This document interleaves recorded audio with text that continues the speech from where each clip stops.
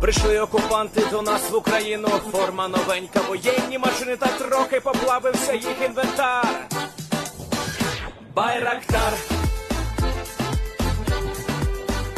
Байрактар.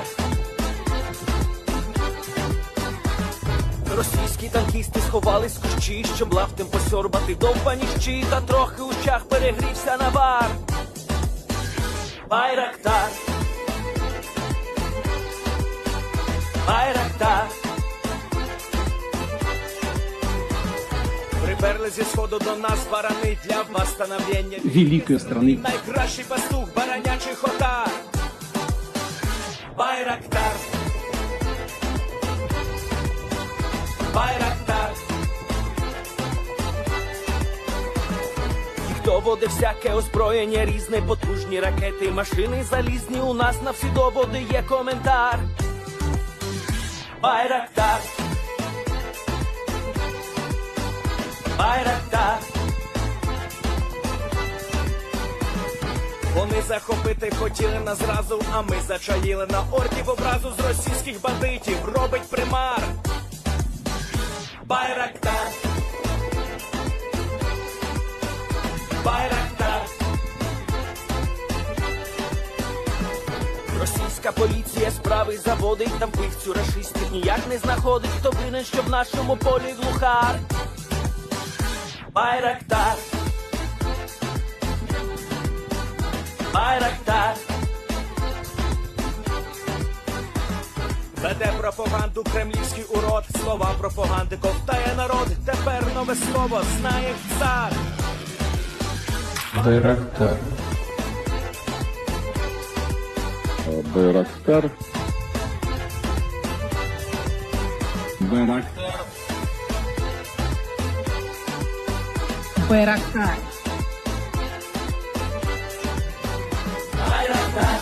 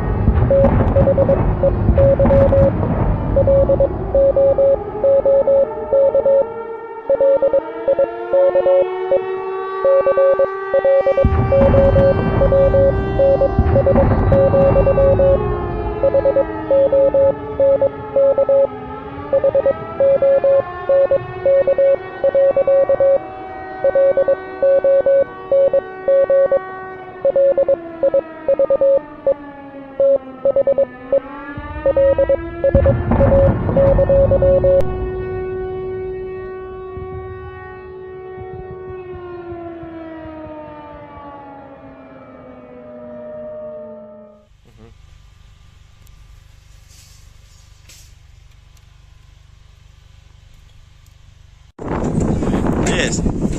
The Leaf Spring Army sends its regards.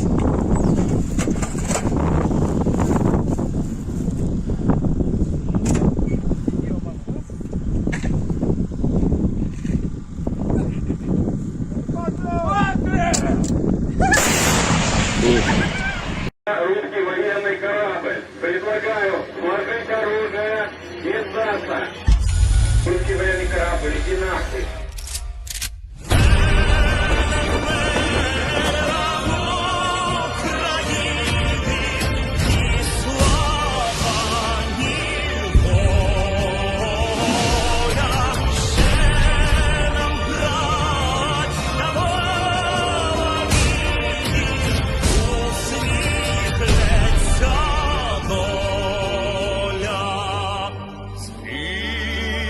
Наші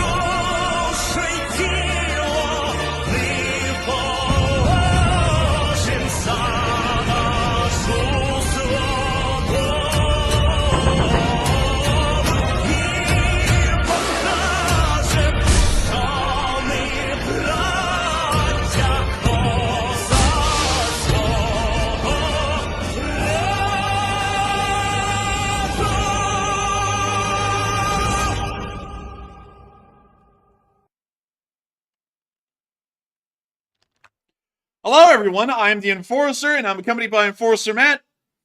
And good evening, folks. It's Enforcer Matt, and welcome back to day 777 of the news. And it's good to see you all once again. And we got some big things popping off in the Middle East and also in Ukraine as well. And it's good to see you all once again. And of course, we're going to be covering the past 24 hours of the news of the war in Ukraine and the now imminent war that's going to be happening in the Middle East, as we're getting massive developments and massive news out of the Middle East and Ukraine today. We got huge news out of Ukraine that there was a massive friendly fire incident that has happened in western Crimea, leading to the loss of 2 Russian helicopters being shot down by Russian ground air defense. We have also gotten major news of heavy Russian losses through most areas of the front line as the Russians attempted a overall front-wide push today, and it appears that it was completely decimated by withering Ukrainian fire. We are also able to get additional news inside the Russian Federation of heavy fires that are breaking out, and then inside of the Middle East, on top of everything else, we are now hearing that the Iranian airspace has been closed down. Commercial flights and domestic flights are no longer going to be entering Iran for the next 24 hours, as we believe an attack is now going to be happening before that 24-hour window has ended. We've also heard some very strong statements being made by the U.S. government as well in support of the state of Israel, and we've also heard the Israelis themselves making incredibly severe statements as far as the repercussions will go if the Iranians attempt to attack Israel. There is a lot of news tonight, an unbelievable amount. Again, just like last night, we have an endless amount of news over here, and it's time for us to start off with the main title of the night, the big news that happened inside of Ukraine, which is the major friendly fire incident that happened within Crimea. From what we found out, a Kamarov 27, which is a smaller naval-based helicopter, which you can see right here, this ugly mug, was shot down by Russian air defenses, apparently. We also got to hear that an Mi-24 of the Russian Federation, this picture is nothing more than a placeholder, but it shows an Mi-24P, was also shot down by friendly fire. There were actually 3 crew members apparently on board this Mi-24, 2 in the cockpit and 1 in the troop carrying section of the Mi-24, and also, from what we understand, there were 2 crew members on the Kamarov 27, and both of those crew members also went down with their helicopter. The losses today for the Russian helicopter forces were actually incredibly high, and both of them were not attributed to Ukrainian ground air defense action. It was actually attributed entirely to Russian ground air defense inside of the Crimean Oblast. From what we understand, the communications in between the Russian Army Aviation and the Russian Air Force, along with the Russian ground air defense forces, has completely disintegrated at some point, probably about a couple of weeks to 2 months ago. Since then, every Russian aircraft that has been airborne over the territory of occupied Russia is pretty much playing a literal game of Russian roulette, as they might end up getting shot down by their own air defense, because the air defense does not know what is airborne in what areas at what times, and what is friendly and what is foe. For this reason, the Russian air defense is largely treating any flying aircraft within the occupied airspace as an enemy aircraft, and are now beginning to fire on them and shoot them down. This is a very major ordeal, and not only that, we've already started to hear that the Russian government is trying to suppress the information and say that these helicopters only ran into some technical incidents and ended up having to be returned back to their helipads. But the information is incredibly clear from the ground. These helicopters were both shot down, and not but from the Ukrainians. Once again, it was from Russian air defense. The fact that both of them got shot down, and both of them are very, very different aircraft, parts of very different branches of the Russian military, are showing that generally it is just wildly safe to fly over the area of Crimea for the Russian forces, because the ground air defense doesn't know what they're doing. The Kamarov 27s are usually not attached to the Russian army, if ever. They're usually attached to the Russian Navy. And this one pictured here, I would believe, is most likely pictured as one of the Soviet Navy, because it doesn't appear that it has the updated red star on the back of the vertical stabilizer. But beyond that, we also get to see that the Mi-24 that was shot down, once again, we don't know the exact variant. It may be an Mi-24D, an Mi-24B, or it may even be an Mi-35. This one actually looks a little bit like possibly an Mi-35, is it looks like the landing gear may actually be in the fixed position instead of movable landing gear, but nevertheless still having the exact same layout of the Mi-24P, which is a 23mm Gush gun mounted sideways onto the helicopter. This would have been attached to the Russian army if used by anyone. The Russian Navy does not operate any Ka-27s, and neither does the Russian Air Force operate any Ka-27s either, from what I understand. It is entirely the Russian army that operates these Mi-24s. The Russian Navy operates mostly Ka-27s and other kinds of helicopters that usually are shorter in length, so that way they can be accommodated on smaller flight decks.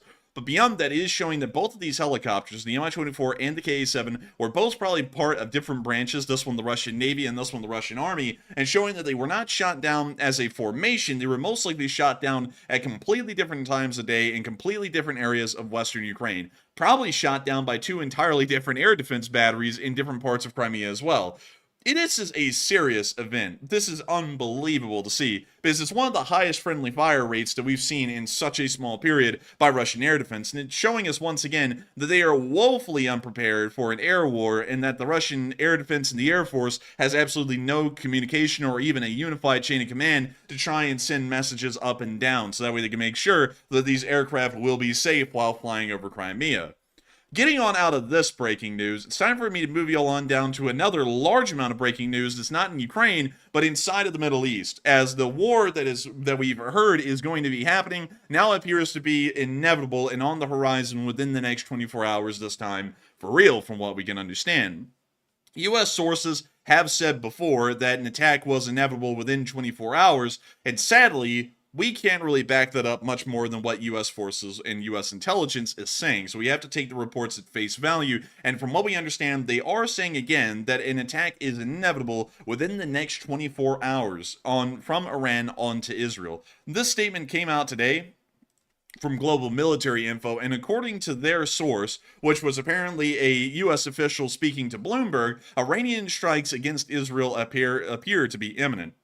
The attack is expected to either be a major missile or drone strike by Iran or its proxies, once again showing that U.S. officials believe that an attack is in fact imminent and that it's not going to be veering away or disappearing anytime soon. It just appears that the Iranians are having a larger lag in how they're responding to the attack on the IRGC commanders in Damascus. At the exact same time, inside of Tehran, we were able to hear that an attack will once again be occurring, most likely over the next 24 hours. According to Iran's defense ministry, they said that air traffic over Tehran will be suspended beginning at 0000 local time due to military exercises, and it is currently 1:30 in the morning in Tehran when this was posted at 5 o'clock local time here on this channel. In response, Turkey canceled its air connections with Iran, and Lufthansa suspended flights to and from Iran for the next 24 hours. We then got a report. Now, you know something interesting real quick as well. This post right here, when it was put out, was accurate. It was true that we had heard that Tehran was going to suspend all the flights due to military exercises. But then shortly after that post was put out, Iran took down any mention of doing that. They removed it from all their social media, and they totally acted like that never happened. They started denying it. And many people were wondering if maybe it was a psyop or something like that, because now they're acting like it never happened. But that's what they said at the time, so kind of interesting. It is very interesting. From what I understand, the Turks and Lufthansa still have suspended all of their flights into Iran. So whether the civil authorities in Iran have decided to shut down the airspace, it appears that Turkey, which is a NATO-aligned country, apparently has been tipped off with some information showing that an attack is imminent, as well as the German government, because Lufthansa is usually considered to be the premier German airline for the Republic of Germany, the Federal Republic of Germany specifically. And for that reason, they may have contacted Lufthansa and told them to suspend flights to and from Iran for the next 24 hours because they're believing that action is now imminent from the Iranians and that an impending American-Israeli response will be soon to follow after that occurs. Moving on from that, however, and on into the area of Israel, we have been able to hear again that the flights were suspended. And I'm actually going to move this over to Iran because this is actually something more specific to Iran. But once again, corroborating that information from earlier today, we were also able to hear that apparently foreign contingencies and foreign missions inside of Israel, pretty much the embassies that are from other countries, are apparently preparing for the potential strikes that are now coming. They're making contingency plans for evacuations amid requests from Israeli authorities about emergency supplies like generators and satellite phones, according to someone who was a part of this diplomatic mission. It is showing that apparently the embassies are also getting tipped off that an attack is now imminent, and they're actually preparing for what may be coming down the pipe. From what we understand, according to intelligence, the attacks are most likely not going to be targeting civilian sites. They're most likely going to be targeting Israeli military sites, such as military bases, tank repair locations, air bases, things like that, and also supply yards. They're not going to be attacking major cities and the civilians within them, such as the cities of Haifa, Tel Aviv, Jerusalem, Beersheba, or the port of Eilat down to the very south of Israel. We understand that they're not going to be attacking any civilian targets. It's going to be entirely military targets, but we did get to hear a very strong statement made by the U.S. government saying that if any attacks happen against Israel, this is according to Secretary of State Blinken, that the U.S. will stand with Israel against any threats by Iran and its proxies. This was a direct quote from Reuters News, and is once again showing that the United States is incredibly behind the Israelis at this point, although we have heard some statements from the U.S. government showing that they may have some disdain for Israeli actions inside of the Gaza Strip. It appears that they are once again making sure to back Israel in this fight, and if anything does happen, they will be prepared to act on their behalf. At the exact same time, we also did get to hear from Fitux News on Twitter that apparently, according to Al Jazeera, as U.S. officials told Al Jazeera, we do not rule out launching joint retaliatory strikes with Israel if it is attacked by Iran or its agents, meaning that in either scenario, whether it be a proxy attack by Hamas, Hezbollah, and the Houthis, or whether it be a direct attack by the Islamic Republic of Iran, the United States will respond directly against the Iranians and may even attack the Islamic Republic of Iran directly, or may attack its proxies in an unending air campaign. This is largely on line with what I said last night would be a fairly smart move to do, is to make sure to try and knock out any terrorist groups that try and conduct any actions against the state of Israel. Of course, whether one is a fan of Israel or not, it's more so the question of who are our strategic allies in the region. And there's really only two major ones. There is Israel and there is Saudi Arabia. Of course, Bahrain and Qatar and Kuwait are, of course, allies of the United States and largely lean in our direction. But the thing is that as far as military power and land power goes in the area, Saudi Arabia and Israel are the two largest ones in the region. So we have to make sure that no matter what happens, whether we strongly agree or disagree with their actions that they're taking, that we continue to support them. Otherwise, we could lose vital allies in the area that allow us to have a lot of sway over what's going on in the Middle East at any given moment. That is why that we see, even though the United States has been making some fairly very, very tough statements actually about the Israelis and their actions inside of Gaza, they are more than happy to immediately begin actions in support of Israel if they were to be attacked by Iran. But a lot of people are talking about this attack. And a lot of people are talking about what U.S. intelligence is saying once again. They're saying that the attack is inevitable and it is going to be happening within the next 24 hours. Loads of people believe that at this point, U.S. intelligence may be correct in that the Iranians are actually going to start attacking Israel here within the next few hours. Maybe even while we're live on air. We would be actually... it would be an unfortunate thing if Iran does attack Israel, but it will be very fortunate if it does happen during our live stream, as we'll be able to cover that as it's happening live to all of y'all. Hopefully it doesn't happen at all, but if it does, hopefully it'll happen during this live stream so that way we can report the live events to y'all at this very moment. But beyond that, a lot of people have been talking about this attack, and a lot of people are saying, will it happen? Will it not happen? There's a million different answers that people have been giving. But Matthew, what do you think about this attack, and what is everyone else thinking about it right now? All right, and we asked the audience, we said, what are your thoughts about U.S. intel saying that an Iranian attack on Israel is imminent, a direct attack plus proxy forces, and it looks like 59% said Iran is going to attack Israel, while 21% said Iran is still just bluffing, and 12% said it sounds serious, but I really need more information.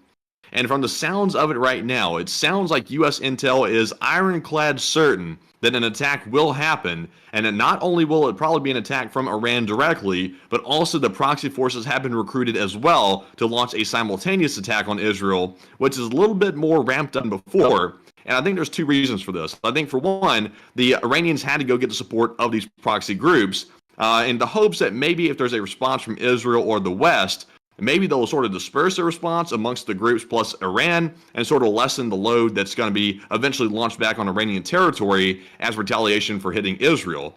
Also, Ramadan did just end, and that could be another reason as well. But Enforcer, what say you?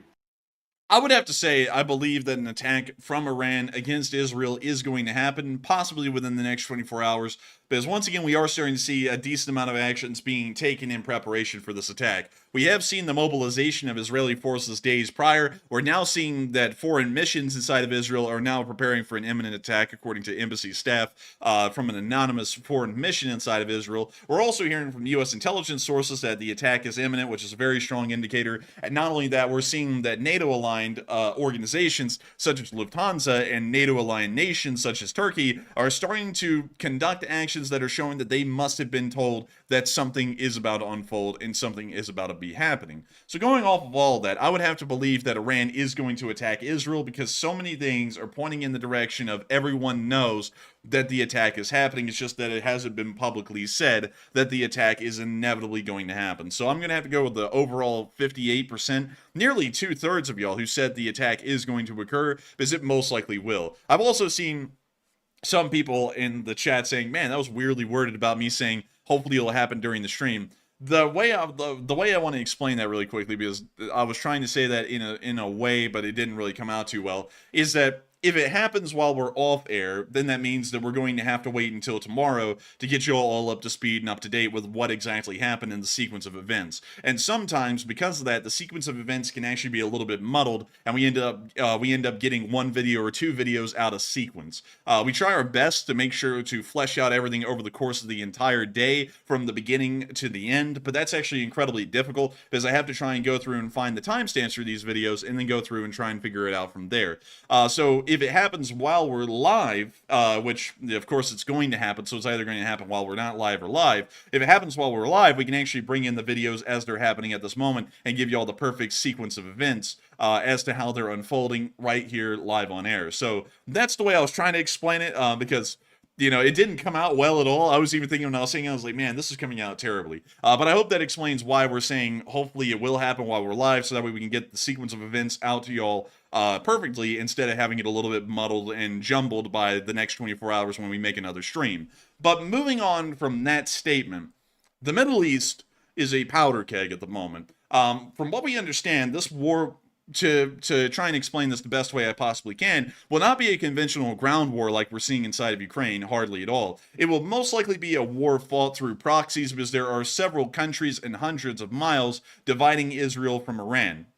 There's no way for the two sides to directly fight each other with their armed forces on the ground, so this will most likely devolve into endless missile and drone barrages by the Iranians, and then followed quite quickly in succession by a large Israeli air campaign that will be conducted on Iran, trying to destroy their surface-to-air missile sites, and then start to pinpoint and then pick off the specific factories and facilities inside of Iran that help their war effort to keep on running. That's what we most likely believe this war is going to look like, and we're also probably going to see that if the beginning of a conventional war occurs within the region in between Iran and Israel, Iran will most likely pull out all the stops and tell Hezbollah, Hamas, and the Houthis to do everything as possible, as physically possible for them, to directly attack the Israelis and to try and destroy their military abilities, or tie up a large amount of the Israeli defense forces on the ground fighting them. That's most likely what we would see in the beginning of an actual conventional war in between Iran and Israel. It will probably be a semi-conventional war with a lot of proxy forces being used on Iran's behalf, and we don't really know if the Israelis would have any way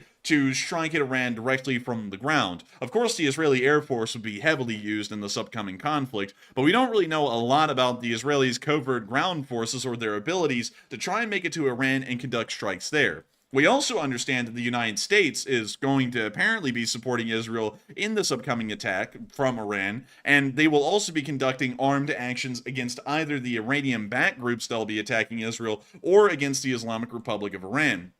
We do understand that the USS Dwight D. Eisenhower is still in the area, and I'll be showing y'all this ship right here. Is of course a normal Nimitz-class supercarrier. It's kind of a little crazy to think that this is fairly normal for the U.S. Navy, but this is what the USS Dwight D. Eisenhower is. It's just a Nimitz superclass, a Nimitz-class supercarrier. It is a fairly heavy hitter. It has, I believe, around 70 aircraft on board, and let me make sure that it does. Let's see here. Where in the world is the aircraft complement?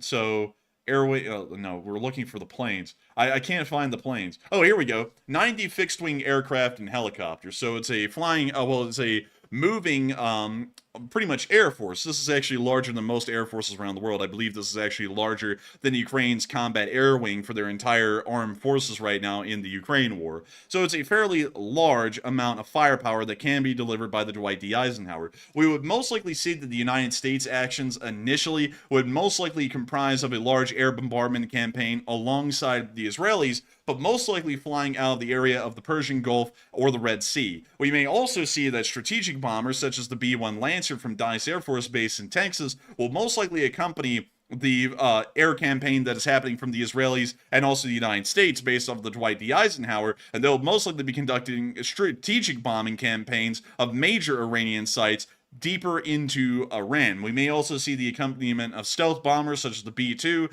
although we're highly doubting that this most likely will revolve around a more tactical approach to aircraft uses, or at least the air campaign, and we probably won't see large strategic bombers brought into the region to try and fire off either cruise and ballistic missiles or some kind of guided ordnance of a larger scale. But that is, I think Iran had to really wait to get the proxy forces on board, because the more you really think about it, Iran has to be able to overcome the Iron Dome defense system, which is a pretty capable system protecting Israel. But if they have enough people firing rockets and missiles at the same time, that increases your odds of actually overcoming that system. And I think that's what Iran was waiting for. And I think that's what's also been seen by the U.S., and that's why we've come out today and made such a hardline statement about supporting Israel and helping to return fire, is because we know that system can be overwhelmed, and it seems like they might have a plan in place to actually try to do that. I would have to agree. It does look like they have a plan in place to do that. Also, another thing that's interesting is that the Iron Dome actually would not be able to shoot down the incoming intermediate range ballistic missiles that we believe the Iranians are going to be firing. Those are actually too large of a missile to be shot down by the Iron Dome.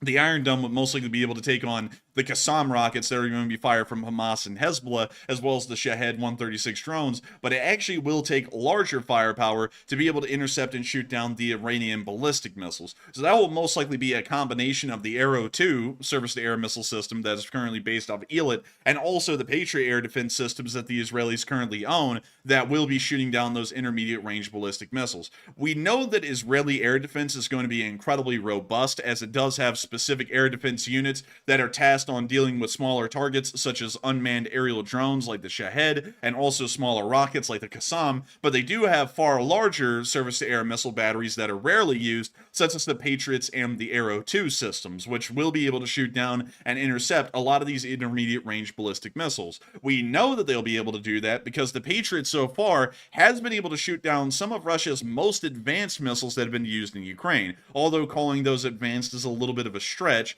considering that the Kinzhal is really just a slightly souped up and more modified version of the Iskander. It has been proven to shoot down the Kinzhal hypersonic missiles on several occasions heading towards Kyiv. Going off of that information, we can logically assume that the Israeli Patriots and Arrow 2 systems will most likely be able to shoot down the incoming intermediate range ballistic missiles that the Iranians are going to be firing that are incredibly similar to an Iskander in concept. But beyond that, that is what we believe this upcoming conflict is going to look like. Right now, we of course have Matthew and myself occasionally looking over at Twitter here and there to see if we get any major breaking news updates about an incoming attack or any video or picture evidence of an attack that is occurring, and we'll be making sure to keep y'all up to date on that live on stream as we continue to cover the news of what's going on in the Middle East as well as what's going on in Ukraine. Hopefully this attack does not occur, as a conventional war will then unfold right afterwards, but if it does, hopefully we will be able to report on that live so that we can get the sequence of events out to y'all correctly instead of trying to catch up 24 hours later. But moving on. Now, we do have one piece of breaking news right here as well, and many people in the chat tonight have been saying just because the U.S. says something is imminent doesn't mean it's actually going to happen, and that is somewhat true to some extent. But we just saw a post come out on Twitter from Unusual Wales, who follows the war as well, who said Iran has told the White House that if the U.S. defends Israel against the forthcoming retaliation, they confirm the retaliation is coming for the Damascus strike, then Iran will consider the U.S. a viable target as well, and that they will target us along with Israel, along with their proxy forces. So that just came out a moment ago. So clearly, Iran is clearly threatening the United States directly now. So that's quite an escalation. An incredibly large escalation, and thank you for sharing that. That actually happened right when we were going live.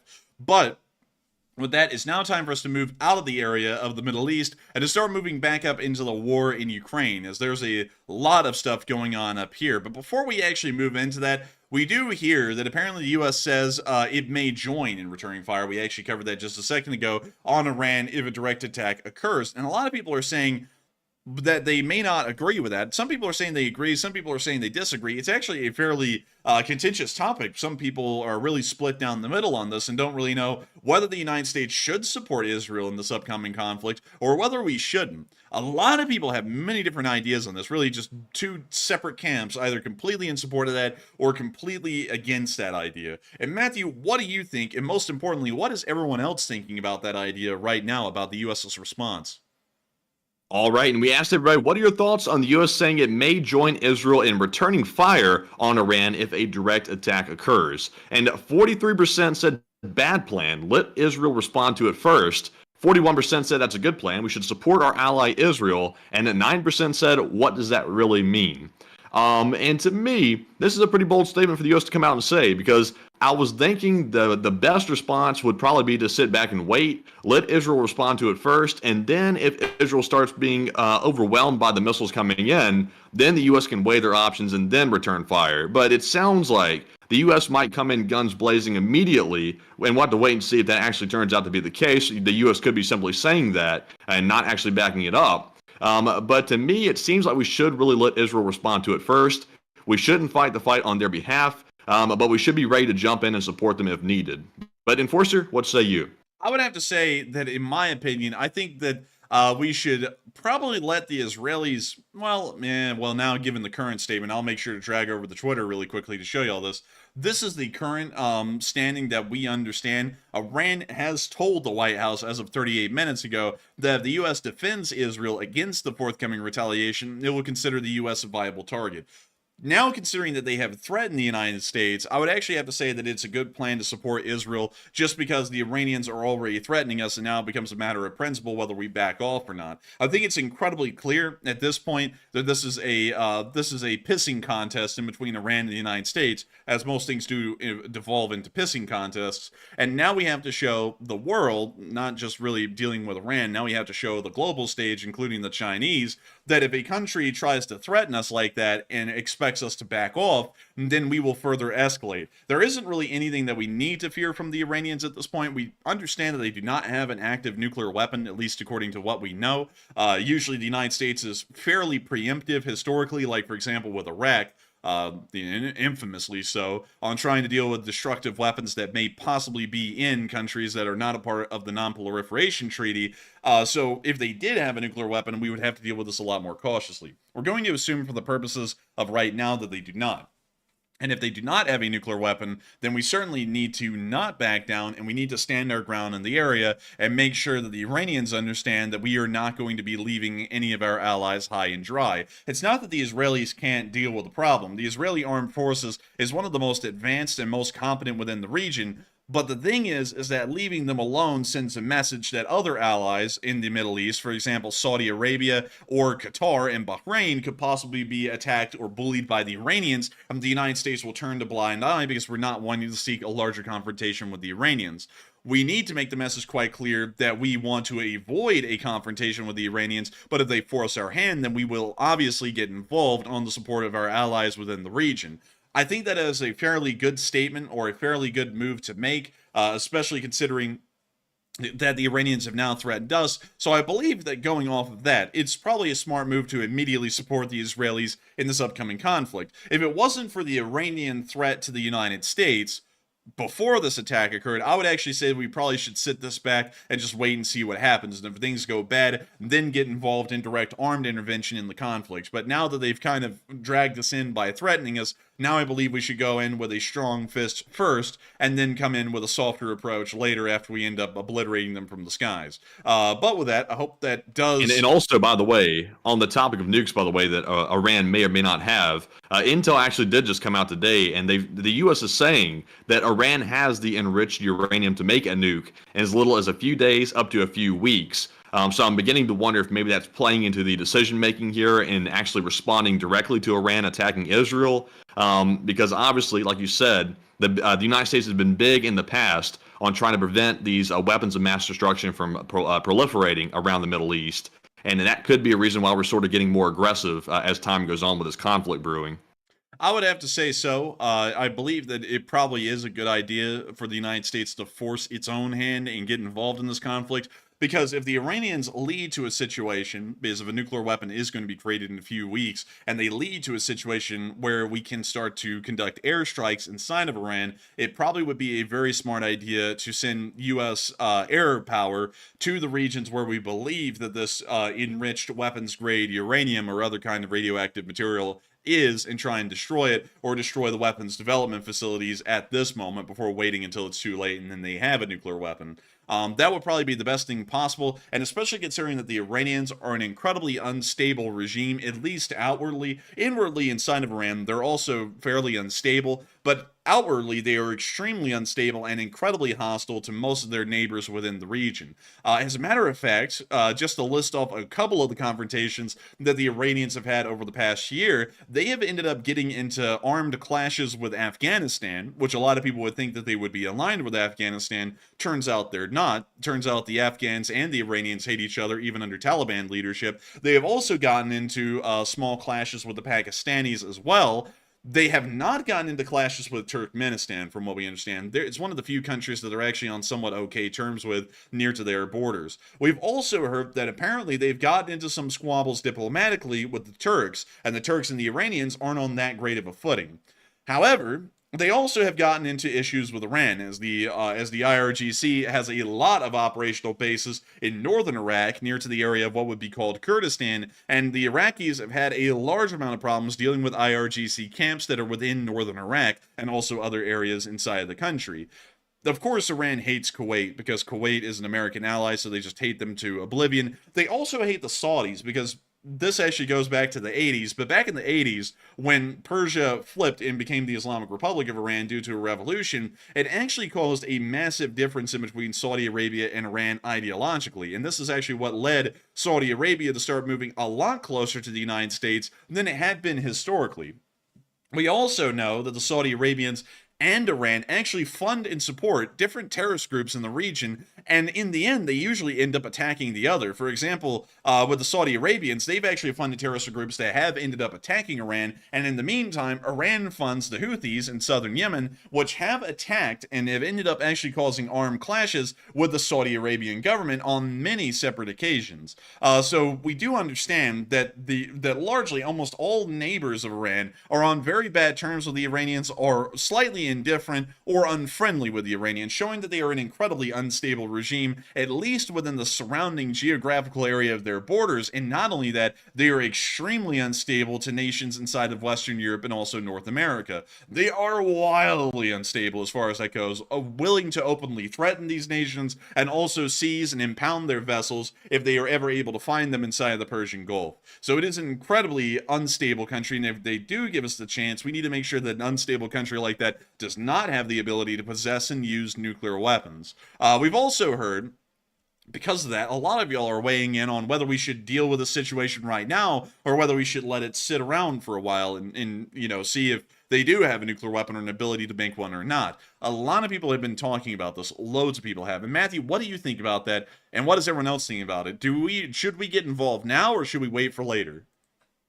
So on the topic of U.S. intel revealing that Iran has the ability to make a nuke in as little as just a few weeks, or maybe even a few days even, we're not really sure in the public, it looks like 46% said we must force a fight with Iran now, while 31% said I need more information on this, and 13% said ignore it now and deal with it later. And all the information we really have at the moment is they allegedly have enough enriched uranium to make a primitive nuclear weapon of some sort. I'm not sure if they have a really good delivery system for it. That's another question we have to have answered for us. But they do have some way to make an actual warhead that they can send somewhere, maybe medium range or short range, perhaps all the way over to Israel. So if it is indeed true they have this ability, I think the U.S. will force a fight with Iran, and I think that's probably the wise thing to do. If we can prove it, obviously. We don't want to repeat an accident that happened a long time ago and not be able to prove it and then do something like that and end up getting in a little bit of a quagmire. But if we can prove it, we should force that fight and deal with it now and don't let this issue simmer for any longer and let it get worse. But Enforcer, what say you? I would have to say that it would probably be best to deal with the situation now instead of later. If we deal with it later, it probably will end up causing a pretty bad situation. It will be a lot like a North Korea in the Middle East, where a country possesses nuclear weapons and you can't budge anything in the region or do anything because now you're scared of a nuclear reprisal happening from an incredibly unstable nation like Iran. So going off of that, I would have to be entirely honest. I would believe that it would be best for us to get involved now. A lot of people never like those statements, and a lot of people say that folks are warmongers because of that. But you have to remember that it was weak-willed, weak-spined people who led to the beginning of World War II because they were a little too weak-spined and they wanted peace a little too much. So then they ended up creating the deadliest conflict that has ever been seen on the face of the planet. Going off of that, it's probably better sometimes to be a little preemptive and conduct strikes early than to let things get out of hand and have to deal with it far later. So in my opinion, I believe that a strike on Iran would be very appropriate at the moment, and that we should hopefully see that the United States starts to work in a proactive manner in the area instead of a reactive manner like we have been seeing for some time now. But with that, it is time for us to move on out of the Middle East and on up into Russia. Really quickly, to give y'all a recap of what's happening in this area, I have not been able to get any additional clips here, but I will tell y'all what I've been able to see and hear today. Apparently, the entire area from this reservoir here on the Ural River has flooded from Ors to Orenburg, and it spans 45 miles north and south in every direction, a lot like we were assuming the other day. Apparently, at least at a bare minimum, according to initial reports, 600,000 Russians have now been displaced from their homes due to flooding, and the entire region has pretty much been shut down to the massive floodwaters that are now continuing to flow on down the Ural River and on through Russia and on into Kazakhstan. The effects of this flood are actually going to reach inside of Kazakhstan, and from what we hear, they're already starting to affect the nation right now. They also, if I remember correctly, are incredibly close to the Baikonur Cosmodrome once the floodwaters start to make it incredibly south. Let me make sure that I check this correctly.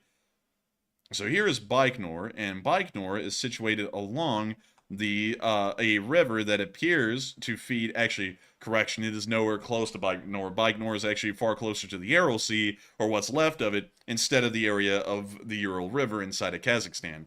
Beyond that, however, we are understanding that this is a massive humanitarian crisis, and not only that, it is a severe industrial crisis for the Russian Federation, as they're no longer able to run any of the oil refineries that were within Orsk and Orenburg, or any of the major industry that lied within the region as well. We also understand that several Russian air bases have been flooded as well, and they have had to evacuate the aircraft rapidly while the floodwaters were reaching these air bases to other airfields throughout the rest of the country, meaning that the Russian Air Force is now having to deal with a lot of administrative work, trying to make sure to keep these air wings where they are, and also make sure that these aircraft are supplied, or at least their maintenance crews are able to join up with the rest of the unit to get those aircraft back to the airfields that they originally came from. Beyond that, it is a serious ordeal inside of Russia at the moment, and things just simply were not getting better, as a large fire broke out in Kazan on an unknown building within the Tatarstan region of the Russian Federation, fairly far inside of Russia.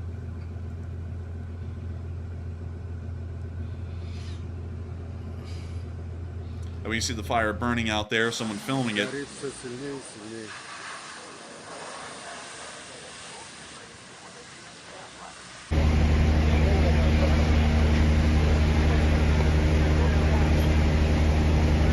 Sadly, we still have not been able to get any information on what this building had inside of it, and also why the fire began.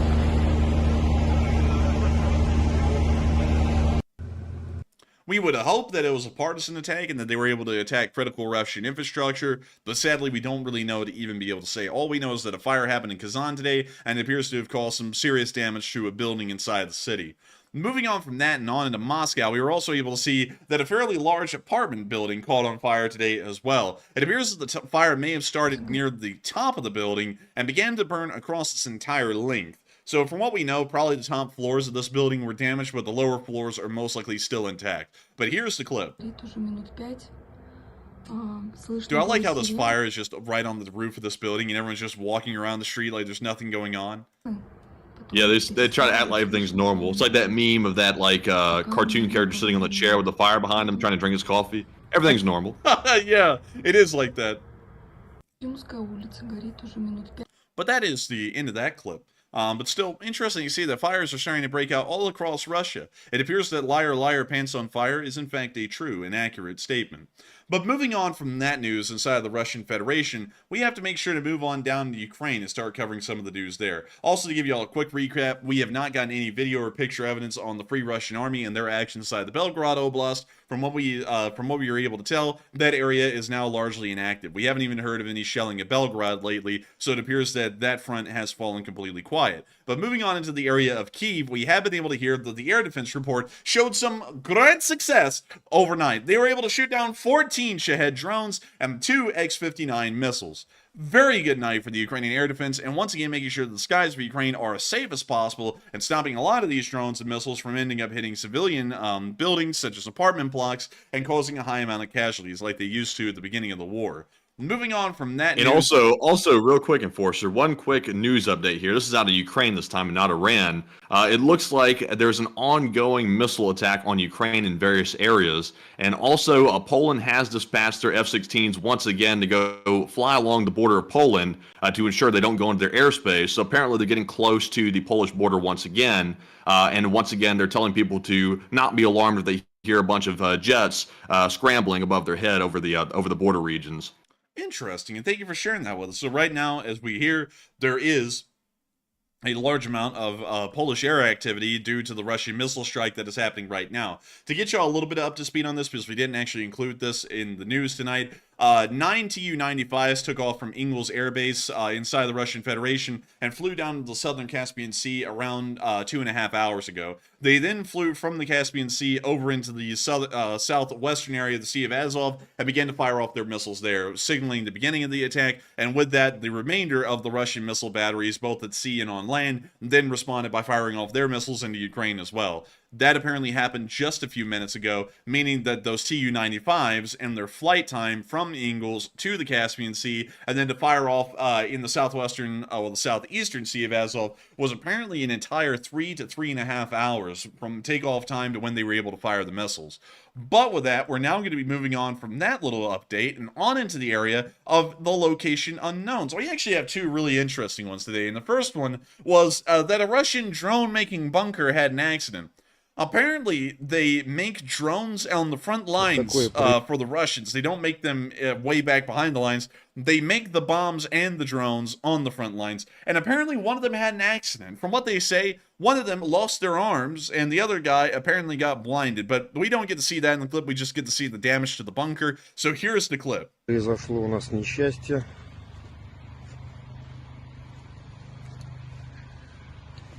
Ребята подорвались у нас в классе, где мы It looks very junky in here, блядь. Блядь, занимались я блядь. в PV. Один парень очень сильно, второй контузило, хорошо. Всего двое Man, было. they really screwed that Одного place успели up. вытащить, I mean, второй like, сам выбежал. they shredded it. Ну, руки оторвало, к сожалению. Теперь все будем заново. Еще потом 2 дня детонировало, взрывалось здесь. Боеприпасов много у нас здесь лежало. В класс заходить сейчас нельзя, потому что лепестки, You see him помки, wandering around. все оборудование сгорело. You know, Matthew, it hit me. Чертям. You know, it really just did right when this guy was walking away and to the other side of the bunker to show us more of it. When he looks in there, Matthew, you know what I see? Ой, вот такой вот несчастный. Russian habitation. I see Hot Dog Man's apartment. Oh, that's probably an improvement. Yeah, probably a great improvement. It's actually cleaned up a little bit. I feel, Hmm? I feel like if you gave the Russians like a vacuum cleaner or something like that, you just handed them one and you set it in front of them, they'd probably look at it and say, блядь, is this, what is this, a torture device, блядь? They'd probably think it was like a torture device or something. They've never seen vacuum cleaners or anything like for cleaning. Like dusting, like picking up the trash, that's foreign. Man, forget about it. They haven't heard or seen about any of that stuff. Не You know видно, what I где mean? что под мусором лежит. Чуть-чуть смогли, что уцелело, поутаскивали, но в основном все уничтожилось. Well, I guess you could say that little mess up cost him an arm and a leg. But anyways, moving on from that and into our next clip of location unknown news, we also got to see a Ukrainian armored personnel, well, a group of Ukrainian armored personnel carriers on exercise. Here in this picture, we get to see several different APCs of the Ukrainians. One is that BTR up there. It's a BTR-60. Right over here is an M1126 Striker, and right over here is a VAB, the fabulous VAB from France. While some people would think, oh, that's so cool, I think this is a logistical nightmare. I'm not even kidding. Because think about it. The BTR has completely different mechanical parts than the Striker. The Striker has completely different mechanical parts than the VAB. The VAB has completely different mechanical parts from both of those other vehicles, the BTR and the Striker. This means that Ukrainian logisticians have to be on their A game, and also the Ukrainian transport in the logistics also has to be on their A game to be able to get all of the spare and replacement parts needed around where they need to be, because this unit has 3 different APCs in service just in this one picture, and you know that has to be causing a lot of stress for a logistician out there somewhere. But moving on from that, and also on top of that, by the way, this has got to be causing a massive headache for the repair crews and the maintenance crews as well for these vehicles, because not only do they have to know how to repair a BTR, they also have to know how to repair a VAB and also a Striker as well. That is a lot of knowledge that you have to have. Usually in the military, the mechanics are usually trained on 1 or 2 specific vehicles.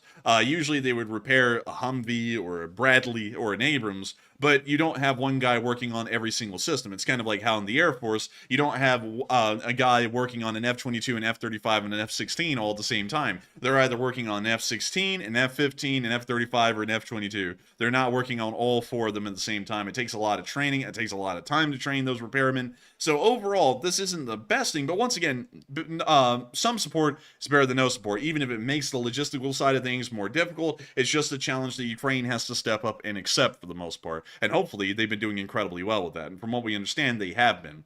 But moving on from that little bit of location unknown news, it's now time for us to move on to our last bit before we get into the massive amounts of frontline footage that we got today, showing the Russian casualty report. Ooh! Oh my goodness, 8 Bobcats today. That is something else, man. That's a lot. They're almost up to 1,900. It's getting clever. Good googly moogly! 8 Bobcat skid steers. That is impressive right there, Matthew. That is a high number of Bobcats, if I do say so myself. That is incredibly high. But not only that, the losses in every other category, Matthew, were also high as well. Maybe even one could say higher than a kite. 830 Russian soldiers. 830 Russian soldiers have been wounded and killed over the past 24 hours, along with 47 armored personnel carriers being knocked out, an incredibly high number. 67 supply trucks also being destroyed as well, an incredibly high number, along with 22 main battle tanks, 18 artillery pieces, 37 drones, 1 MLRS, and 2 cruise missiles. But today is a big day because the infantry casualty report has finally surpassed 450,000 Russian soldiers wounded and killed over the course of the war. Once again showing that the Russian forces are having an incredibly difficult time in the war and have been losing an exorbitantly high amount of manpower so far in the conflict.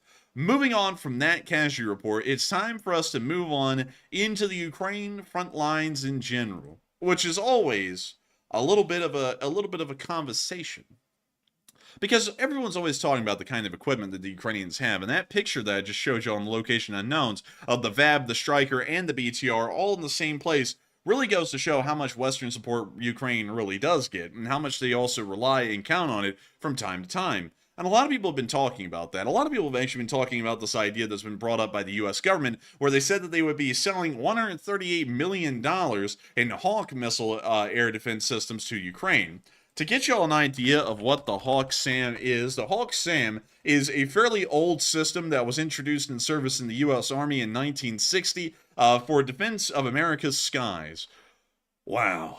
It's beautiful. It's really cool. I mean, it's a beautiful system. It's great. A lot of countries actually still use this system to this day. But what's really interesting about it is the way it's carried. It actually has a little tractor that hauls it around, or you can mount this onto the back of a supply truck. There's actually many different ways that you can carry around the Hawk system.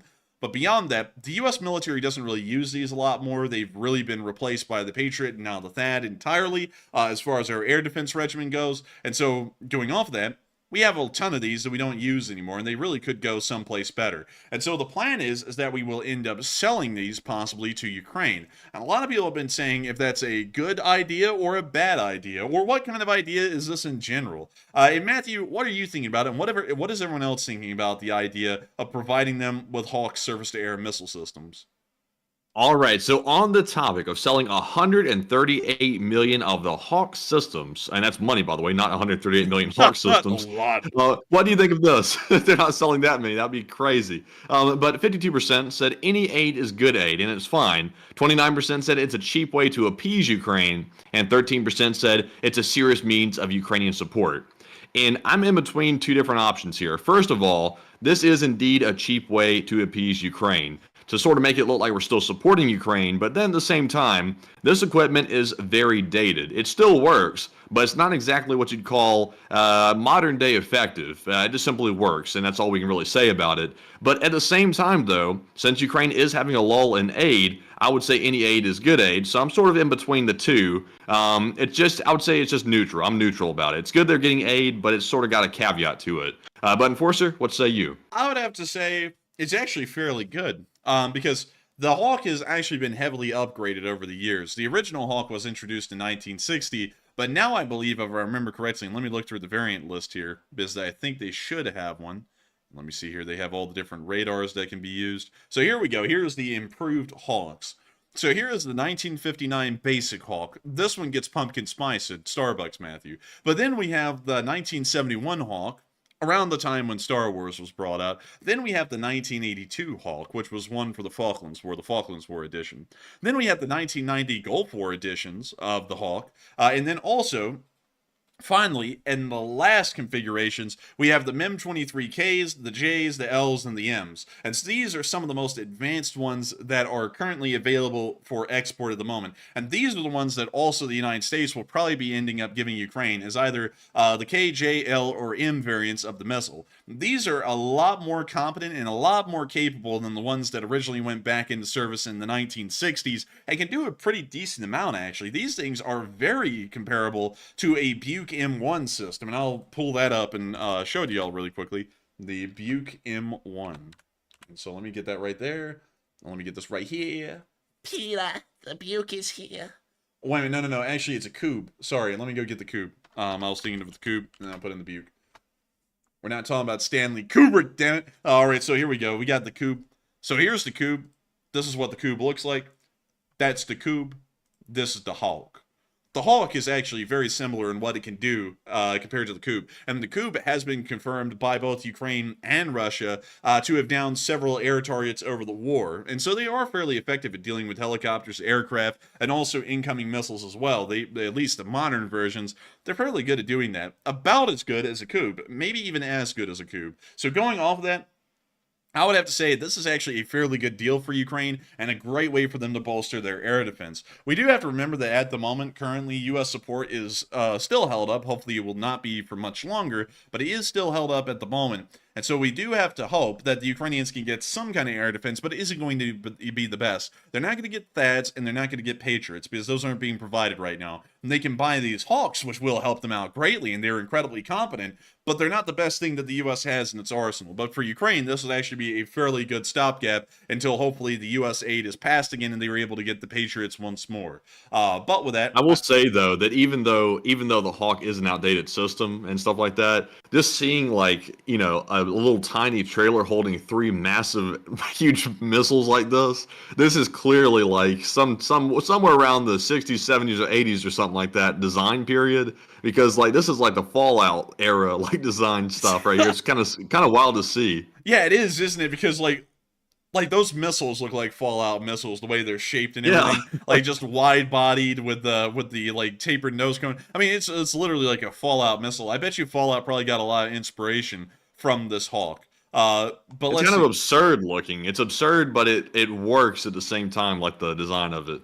Let me see if I actually get you another picture, because you can actually see the upgrades in the Hawks. Because here's probably some of the first. Yeah, this is actually the basic Hawk, the one that gets pumpkin spice. You can see the fin shape here on these missiles, and you can see that in later iterations later on down the line, like this picture that was probably taken during the early 80s, that the fin sections of the missiles actually started to get a decent amount of upgrades and improvements to help them with maneuverability and also speed. So you can see that they are making incredibly large upgrades to the missiles over time. And let me really quickly see if I can actually show y'all this one in 2008 in Romania. You can once again see that the tail section, or more so the stabilizers, are completely shaped largely differently. Instead of them being tapered off in like a smooth curve, they're fairly straight, possibly showing once again more improvements for aerodynamics. Sadly, I don't know the exact details about every variant of the MiM-23 Hawks, but I do know that the later variants, the most modern variants, are actually fairly capable at their job, and it is believed, or it's at least theorized, that the United States was to go into a full-on conventional war and we had to start mobilizing stuff out of the reserve. There probably would still be a lot of Hawks out there that are active on the battlefield, much like there was during the Gulf War. But with that, I hope that does address that fairly well, and hope that shares with y'all a little bit of information about the Hawk and the system that Ukraine might be able to receive here in the future. But with that, it is now time for us to move on into some questions, because Matthew, there are so many questions in the live chat, and we got to make sure to answer some of them. So what do we got, Matthew? And we have some very mighty fine questions. And the first one is going to go to Kimberly Brokaw, who puts in a $100 donation. And Kimberly, that is massive support. And also, thank you for being a longtime channel legend as well. And sadly, she did not leave a question behind to address. But of course, that support keeps the channel running, and we greatly appreciate it. And Enforcer, what say you? And I got to thank you so much, Kimberly, for the massive support. That is the largest super chat of the night. And I got to thank you massively for helping this channel to keep on running. You've been an old guard through and through, an absolute channel legend. You've been here since the start. And I got to thank you greatly for keeping this channel rolling and really enjoying it enough to find it worthwhile to support. That is unbelievable, absolutely incredible support. And I got to thank you so much for enjoying this channel and appreciating it enough that you want to support it like that. Because it means a lot to us. It really does. Because, you know, it pays our bills. It pays for us to eat. It pays for us to sleep. And so thank you so much once again, Kimberly. I greatly appreciate you. And also, Kimberly Brokaw wants us to take one from the chat. And so we will make sure to take one from the live chat in honor of Kimberly Brokaw's super chat. And so what do we got, Matthew?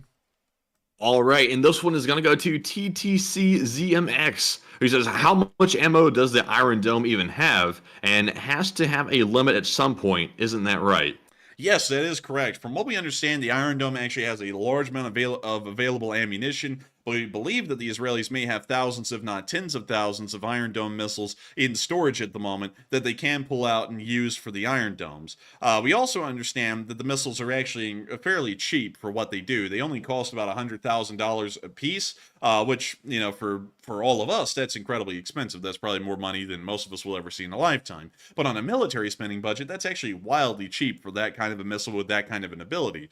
So going off of that, they probably have an incredibly large amount of these things, because we do have to remember that Israel spends an exorbitantly large amount on their armed forces yearly. They overspend a lot like the United States does. And for that reason, they've probably been stockpiling and buying a large amount of Iron Dome missiles to use over the past few years. But with that, I hope that does address that live chat fairly well, because once again, that kind of information is classified by the Israeli Defense Forces, but we would assume that they have thousands, if not tens of thousands of those missiles available on standby. They do use them for practically anything that flies into their airspace, whether it be a small-sized Qassam rocket, which may as well be a bottle rocket, or a larger missile like one of the Qassam 5s. They will whip out that thing and use it to shoot down absolutely any missile that ends up being launched into Israel. And so with that, I hope that does address that the best I can.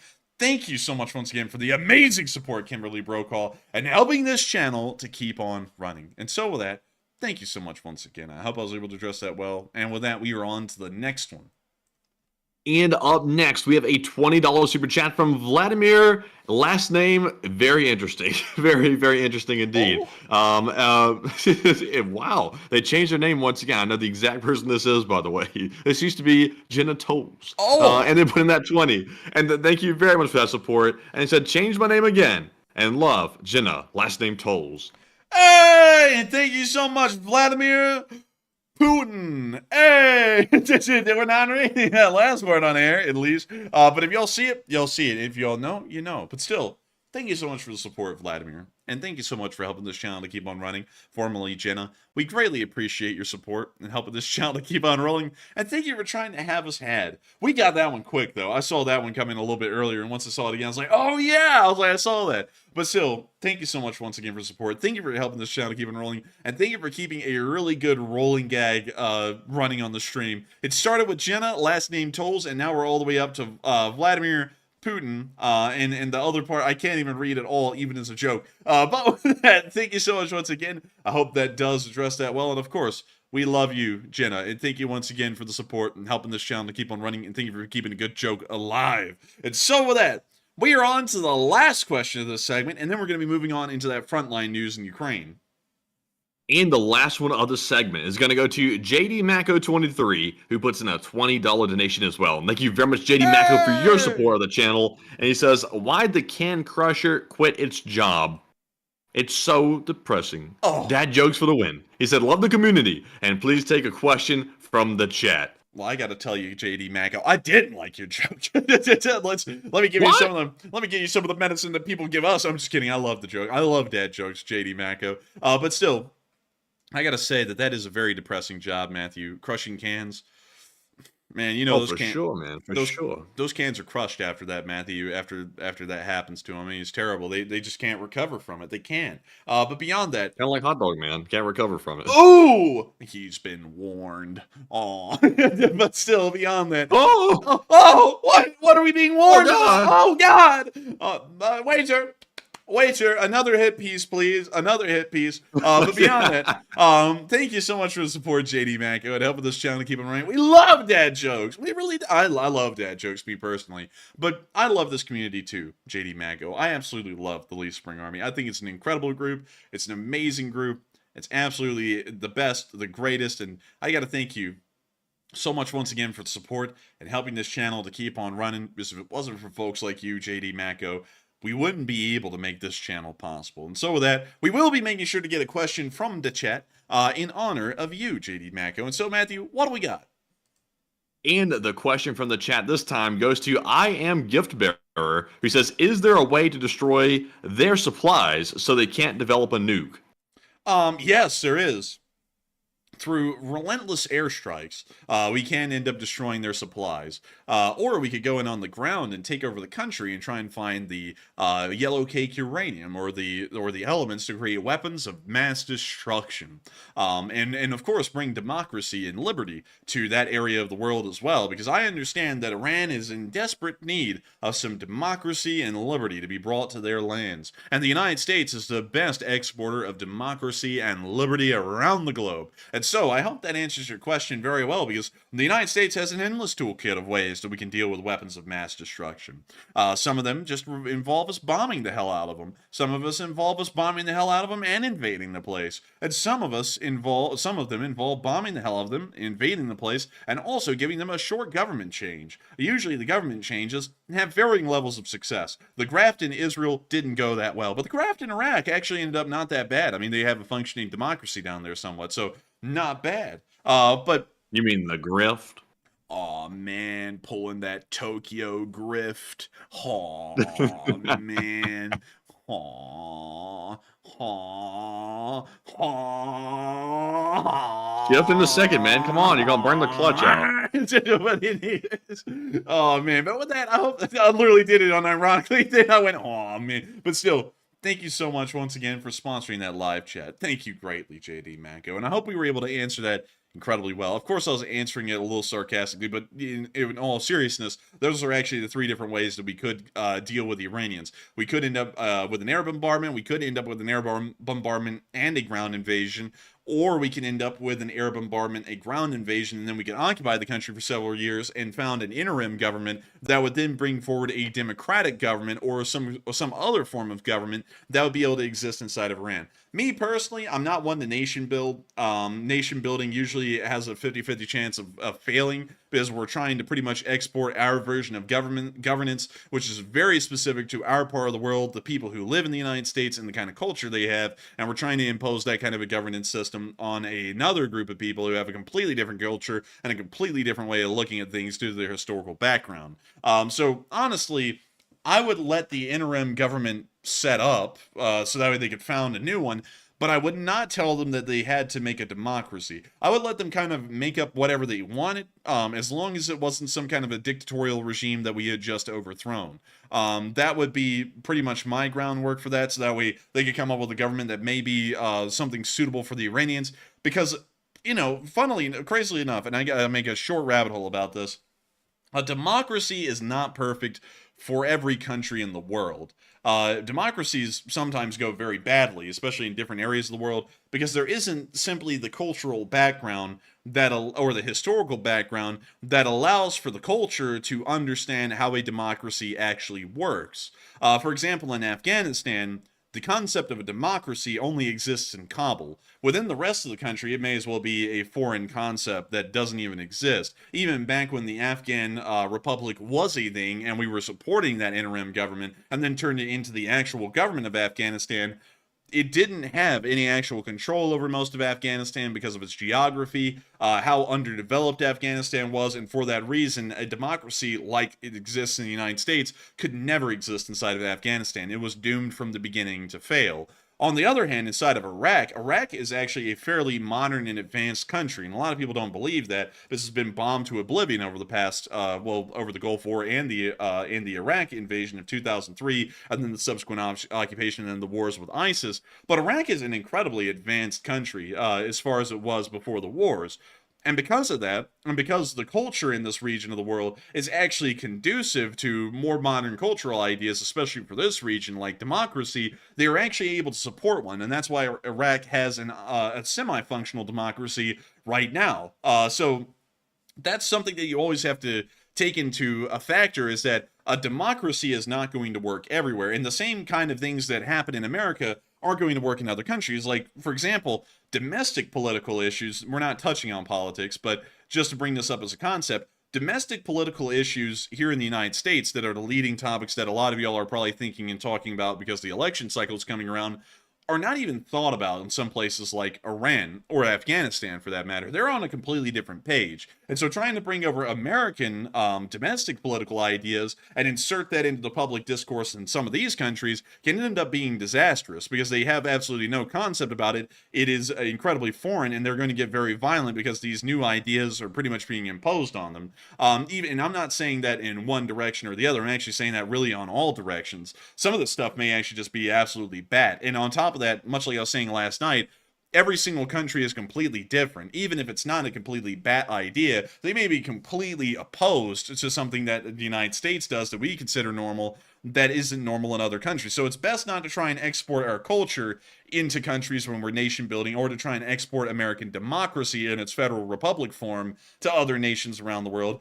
It's best to just, if we invade and we take over a country and occupy it, it's best to invade and occupy and then set up a very loose interim government and then let them figure out everything in between. On top of that, that also gives us culpable deniability in the future, because while we did set up that interim government, we weren't the ones who made the government that they will then be living with for the next few decades. It was actually the nation themselves that ended up creating it and having it. So that's the best way I can explain. Also, someone said democracy does not work for an uneducated population. It's not necessarily about education or a lack of education.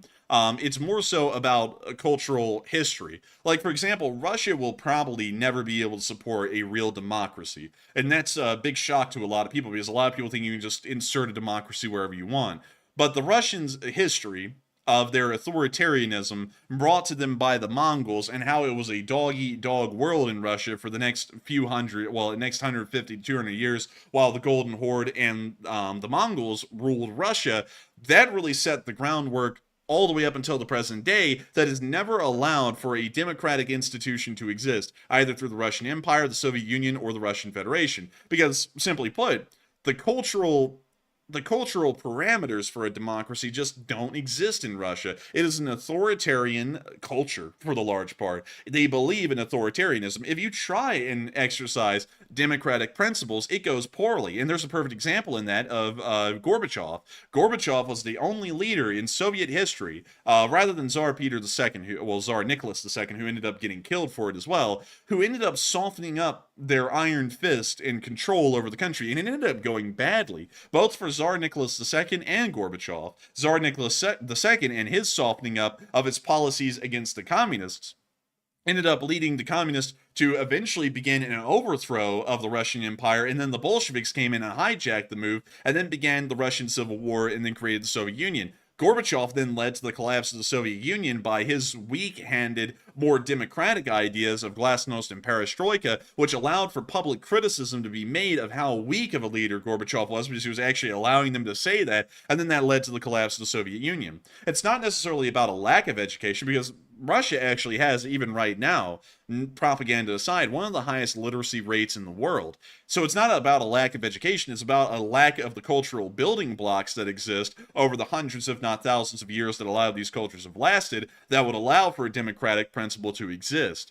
Western European countries are the only ones, along with I guess you could call it the offspring of these Western European countries, that can actually allow for incredibly functional democracies to exist off the bat, because Western Europe is the cradle, from what we would say, of what a modern democracy is, even if they didn't really exist up until the modern day. The United Kingdom is really the best example of what a modern democratic state looks like. Because while they do have a monarchy, the parliamentary system in the United Kingdom is really the groundwork and the basis for all modern democracies that exist today. The United States government, the federal republic that we have, is heavily based off of the democratic principles that were created under the Magna Carta and also through the English Civil War of the 1640s. If it wasn't for that cultural foundation that originally existed from the United Kingdom and then brought to the United States with the colonists, the United States would have never had a democracy, simply because the cultural background would have never existed. A great example of, and I could go on about this forever because this is a very big thing, but a great example of this exists in Latin American countries, because when Spain created New Spain and also the rest of its Spanish colonies in Latin America, it did not create it with any kind of a democratic or even monarchical system in mind. The governors of these colonies in Spain, well, New Spain, would end up exploiting everyone who was below them to try and get as much money as possible for themselves, so that way, wait a minute, hang on, the stream just flatlined. Hang on, we gotta Man, wait. it went dead for like a solid second, but it's back now. Dang. I'm telling you what, I got scared. I was over here shaking. I was like, oh, God. I was shaking in my knees. But the encomienda system, getting back to that, meant that the regional governors of these Spanish colonies had to try and amass as much wealth for themselves, look out for themselves only, even if it meant screwing over everyone else inside of their colony, so that way they could make a decent amount of wealth for themselves, so that way they could pay it entirely back to the Spanish crown across the seas inside of Spain. Because of how those governments existed for several hundred years, from the 1400s and the 1500s all the way up into the 1800s when they finally revolted, that's why a lot of Latin American countries either have almost dictatorial regimes that take over in the guise of democracies, or they have incredibly dysfunctional democracies simply because the cultural background and also the power background does not exist in these countries for functional democracies. So with that, I hope that does address that the best I can, because, you know, that's largely a problem with nation building in America and the concept of nation building here in this country. But with that, it's time for us to move on into the Ukrainian frontline news. And it's time for us to move on up into the northeast, because there's a lot of interesting stuff going on up here in the northeast, up in Vilshana. We got to see that a gush gun was being fired by the Russians. Oh, I'm sorry, actually by the Ukrainian border guard. I got distracted there trying to read a message. But here's the clip. Да, я готовий. Анашко, передаю вам вітання з днем народження. Міцного вам здоров'я, щастя і здоров'я.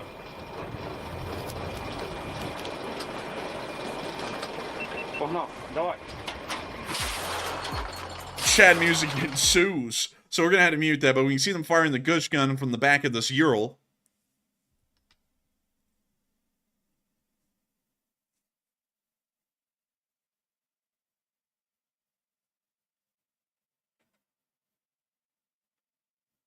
We see them continuing to fire.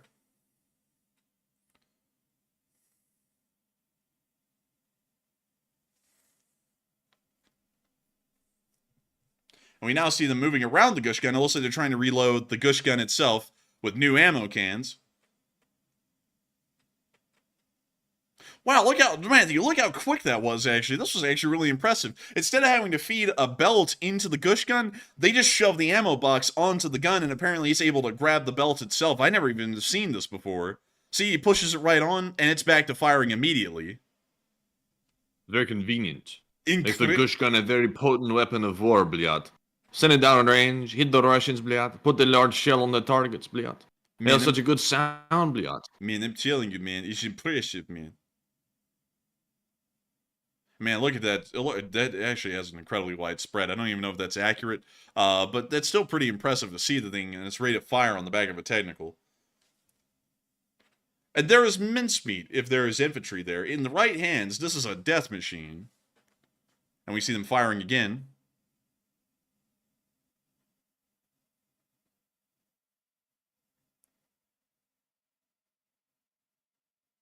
This gun ought to have like those bouncy truck seats on it or something. It's bouncing around so much.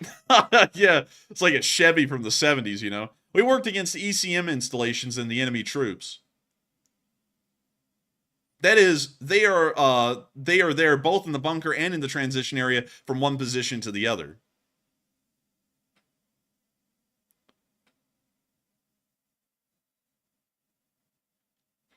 Man, this is time for some of those LSA beats, you know what I mean? But anyways, that's the end of that clip right there. Nice to see them doing their thing with the Gush Gun and the Border Guards unit. And with that, we're now going to be moving on from that clip and down into the next one near to Svatove, where we got to see the 81st Brigade keeping them Russians down. Oh, apparently it was a little spicy.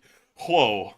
Easy there, pal. Actually, sadly, unless if it tells me it's spicy, I usually don't know if it's that spicy or not these days, because the gray area in between not being spicy and too spicy is really hard to tell, especially after you see tens of thousands of clips. But moving on from that and down to the Crimea forest area, we did get to see the Ukrainians hitting some Russian positions at closer range.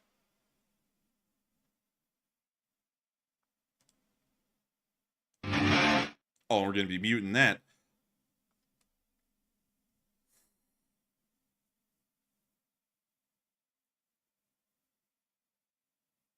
And we see the Russians smoking down there. I remember what the general surgeon says, smoking kills. We see this Ukrainian tank firing on the Ruski soldat, obliterating them in their tree lines. Here we can see the Ukrainian T-72 eating a delicious meal in the tree lines of the Crimea forest. Here the Ukrainians decide to stock up on protein as they begin to splatter Russian protein across the ground. It will be a messy meal.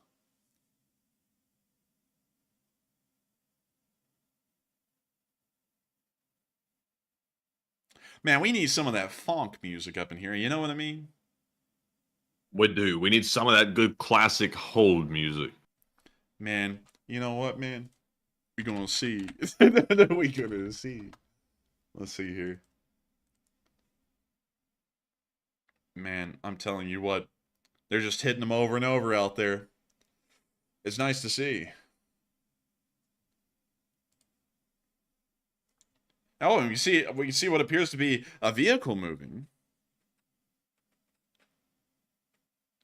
And where did it go, Matthew? Where did it go? I don't. Oh, there it is. Actually, it's a smoke cloud. Oh, dearie me. What is up with people coming in here and speaking their political drivel, Matthew? I do not understand. I do not understand. So many people. Political drivel. Goodness. But anyways, we see the tank continuing to fire on the tree lines. And that's the end of the clip right there. But with that, it's time for us to move on into the next one, where we got to see a Russian T-72B3 getting hit near 20. Here's the clip. Chad music ensues. And look at that eagle, man. That eagle's going squaw! We see the drone hitting the Ruski.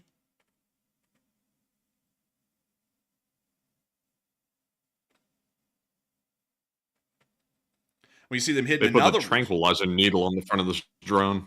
Man, the Russians get hit with this and they feel a little sleepy. You know what I mean? Getting a little bit of that trank. Man, man, they begin. Oh man, they be getting some of that coke and fin.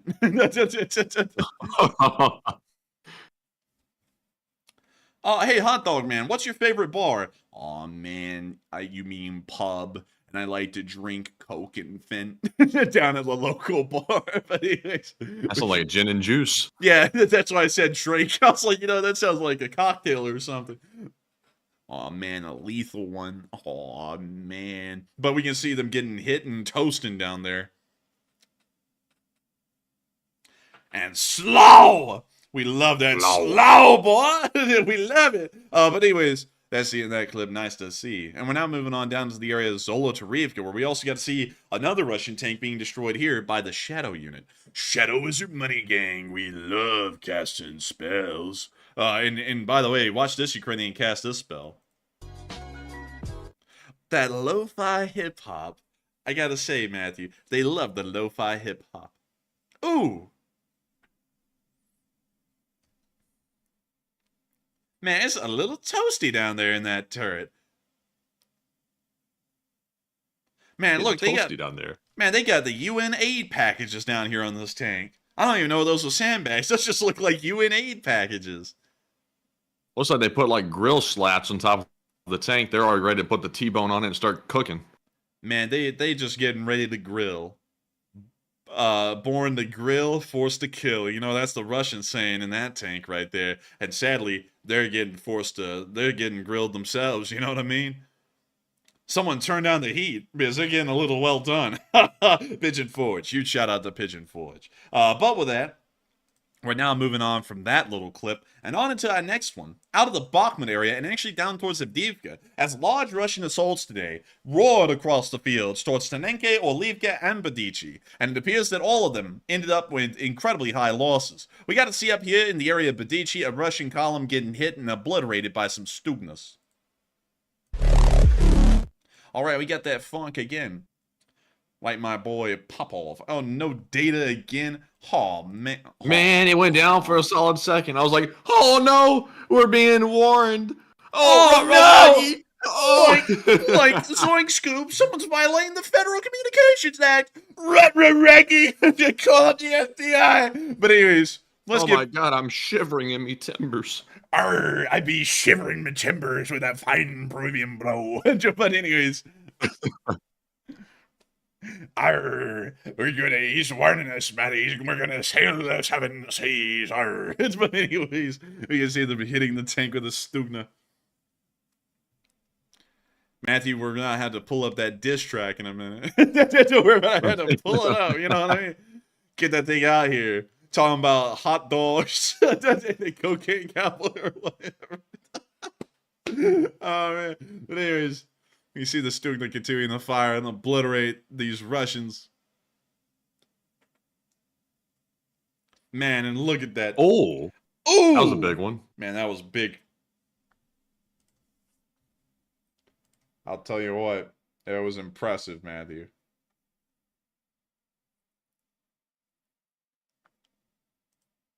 Like a party, like a confetti. Or a piñata.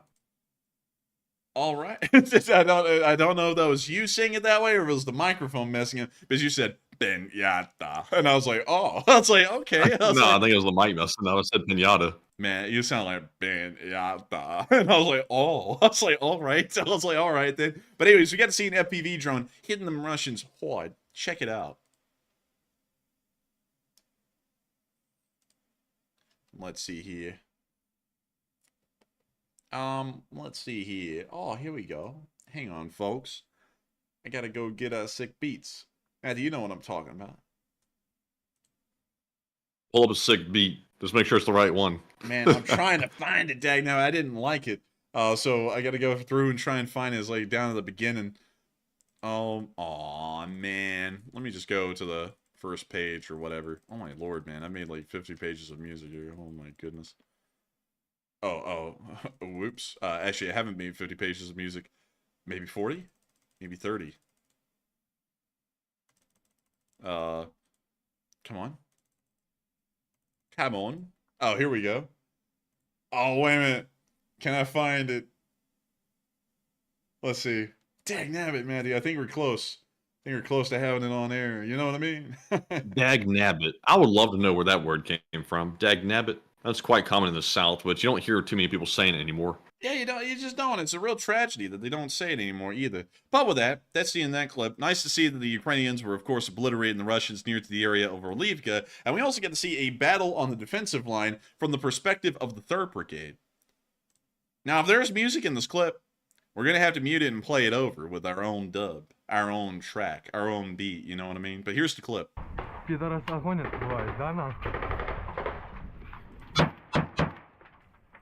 Man, they're popping caps.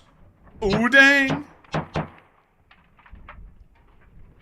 Так, дивись. Тут зліва буде дом, поняв? Саме ближній роз'єбаний. Там дуже часто підари посередині десь там перший дом і другий. І вони в тому промежутку часто бувають і гранати закидають з того моменту. От тут таки треба слідкувати. Бачиш цей дом? Man, I gotta say, that was a solid mustache. І от I will тут agree. слідкується другий. Отак.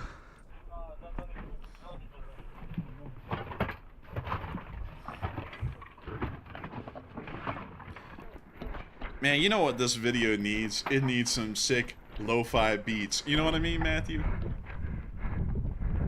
Yes.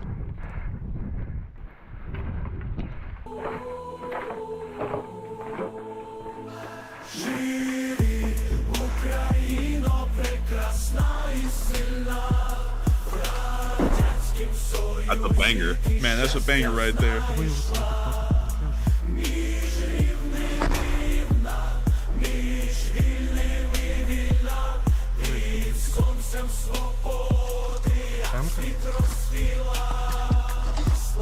I think we're lagging out too. Dang nabbit! Man, that sucks.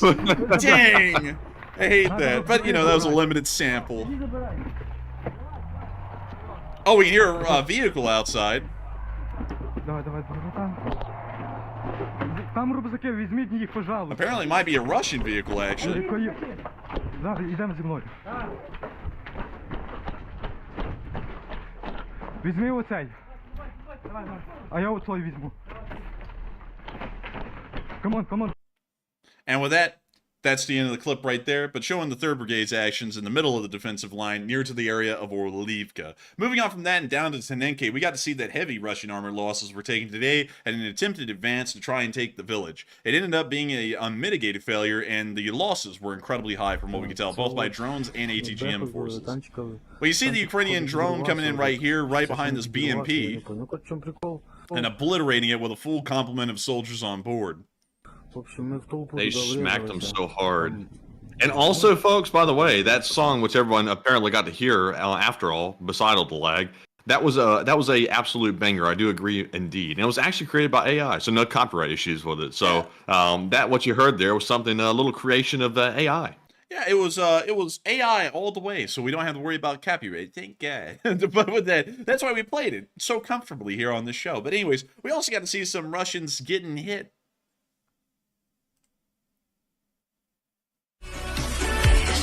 Oh, excuse me. Now we have real music that we actually have to be concerned about copyright on about. Sorry, excuse me. But we can see here them lining up the Granaten.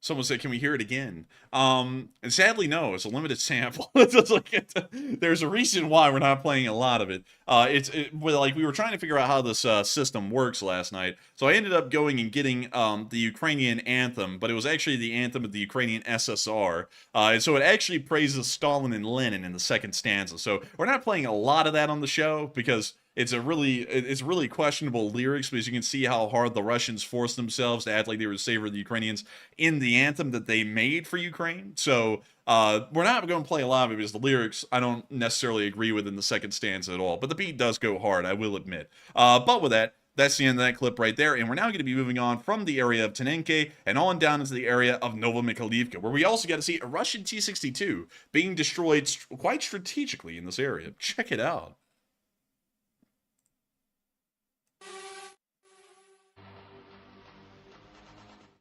Oh, Chad music ensues. Man, we might be able to get some of that funk beat up in here, you know, Matthew, if we wanted one. Like, just type in funk beat so that we can have the normal Ukrainian experience without the copyright.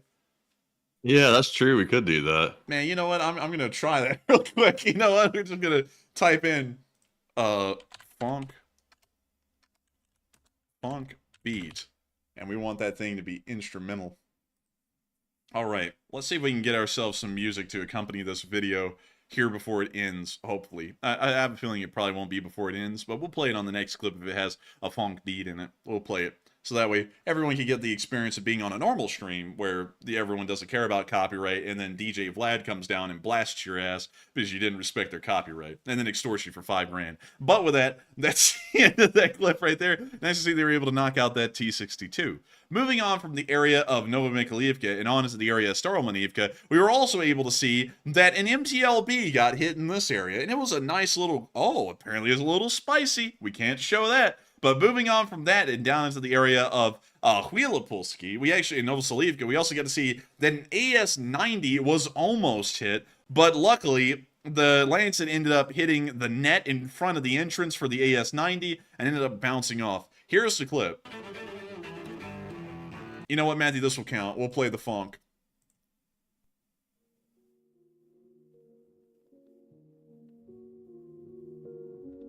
We see the Lancet come in. That is hip-hop lo-fi funk. That's not what I asked it for. Oh. Maybe that's what we asked it for. I don't know. But we see here that the AS-90 is smoking, but luckily, it's not entirely damaged. We got to see the aftermath pictures, and once again, the AS-90 is A-OK, but the safety net was blown away. Once again, showing that it was able to do its job. You see right there, the music really goes with the scenery. No, it's like so calm. It's like we're in the middle of a war right now, son. We can't have this calm music up in here. But anyways, with that, we're going to be moving on into our next clip near to the area of Novoprokopivka, where we also got to see the Ukrainians destroying a Russian recovery vehicle.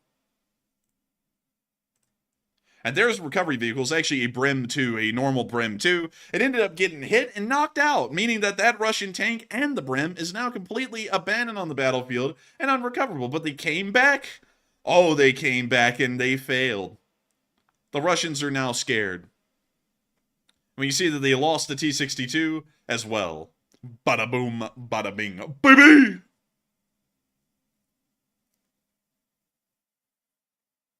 We now see the Brim as well on fire, and they're continuing to try and set the T-62 on fire as well to make sure that's a total loss for the Russians. That's the end of the clip right there, but nice to see they were able to knock out a recovery vehicle and a T-62 that was in the area. Moving on from that and down into the area of Kherson in the Dnipro River area, we were able to see that a Russian Grad got blown up.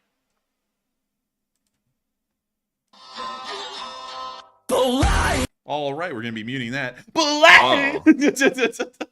Oh, and that Grad got hit, and it's toasting good.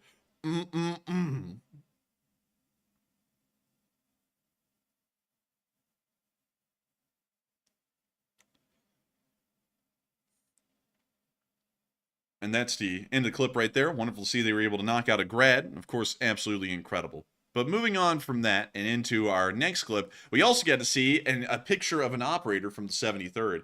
Pick goes hard. Feel free to screenshot. Ooh! That really does go hard, man. That's a nice gun. Nice kit.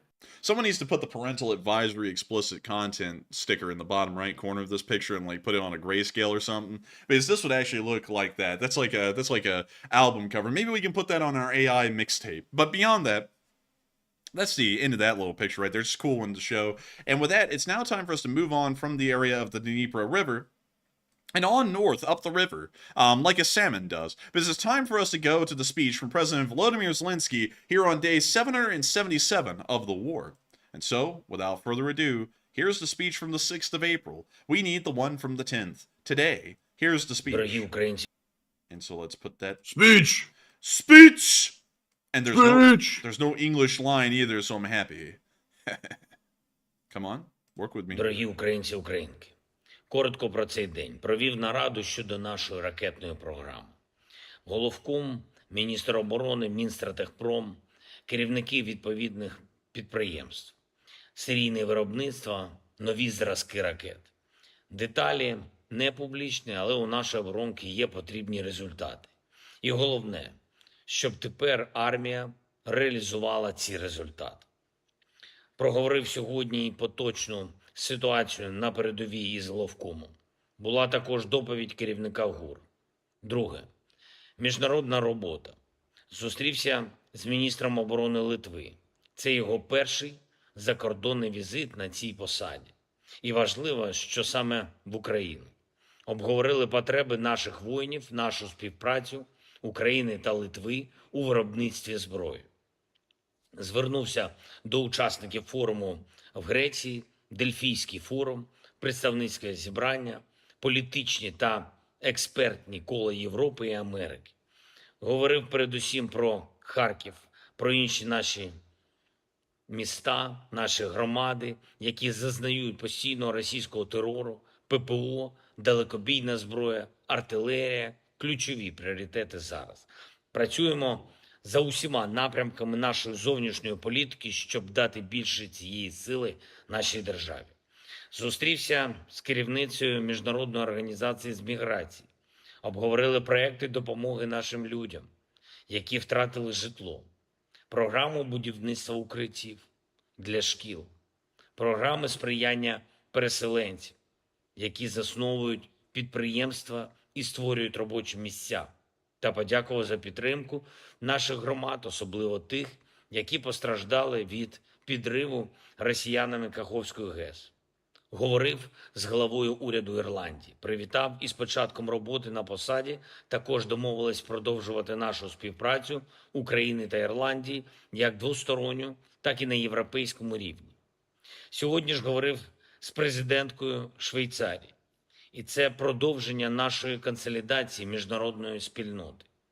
Кожен лідер, кожна держава, які прагнуть, щоб російська агресія завершилась дійсно справедливим миром, мають змогу приєднатись до наших глобальних зусиль, до першого саміту миру, який у червні має відбутись в Швейцарії. Готуємо саміт, готуємо конкретні його результати, чітку позицію світу щодо справедливого закінчення цієї війни. Мир не має альтернативи, але щоб це було, щоб російський терор програв, мають бути забезпечені всі формати нашої сили. Фізична у захисті від терору – це і ППО, і наші спроможності на фронті, і наша можливість досягати необхідних результатів в Чорному морі, і наше внутрішнє виробництво зброї, і економічна стійкість України, і тиск партнерів на Росію, і, як найсильніша, консолідація світу. В жодному з цих аспектів ми не маємо права схибити. І ще одне. Сьогодні російські терористи знов завдали ударів керованими авіабомбами по наших громадах. Зокрема, Харківщина, є постраждалі. Станом на цей час відомо про 3 загиблих, із них 1 дитина. Мої співчуття усім, хто втратив рідних. Цей російський терор щодня і щоночі в нашому прикордоні та у прифронтових районах. Путін зробить все, щоб цього року збільшити удари по Україні і спробувати зламати нас. Звичайно, ми збільшуємо наші можливості, нашу далекобійність, наші спроможності знищувати окупанта. Але потребуємо принаймні не меншої внутрішньої сили, внутрішнього розуміння, що війну на своїх умовах закінчують лише сильні, слабкі тільки на чужих. Україна повинна бути сильною. Все для цього зробимо. Дякую кожному, хто додає Україні сили. Дякую всім, хто воює і працює заради нашої держави і людей. Слава Україні! And Herom Slava. And with that, that is the end of the speech here on day 777 of the news of the war in Ukraine. And Matthew, you know, day 777 is something very specific, Matthew. It's actually the next series in the Boeing planes. Did I just hear someone say crap about the Legacy Airline company? Sorry, that's the dumpster for you. but beyond that, in all seriousness, the Boeing 777 is actually an incredible plane. And this continues on with our Boeing plane of every 10 days. This last time, it was day 767, and we talked about the Boeing 767. But today is 777. So we get to talk about one of Boeing's biggest planes, the Boeing 777. This one's actually a Cathay Pacific Boeing 77 right here. But these things are absolutely massive. Do you know how big a 777 is, Matthew? It's big. It's big. It's so big that this engine right here, the single engine on this side of the 777, it is the same dimensions in width and height as the fuselage of a Boeing 737. The 777's far more rambunctious, younger cousin. Oh, that's interesting. Yeah, you didn't know? You didn't know? Let me go show you this. The Boeing 777 versus 737. Let me see if I can find the picture of this. So let's see here. Yes, boy. Oh, here we go. Yeah, here it is.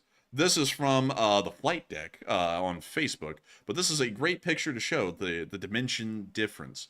This is the engine of a Boeing 777 right there, directly alongside the fuselage of a fully intact 737, giving you really the completely different size scales here of the 777 versus the 737.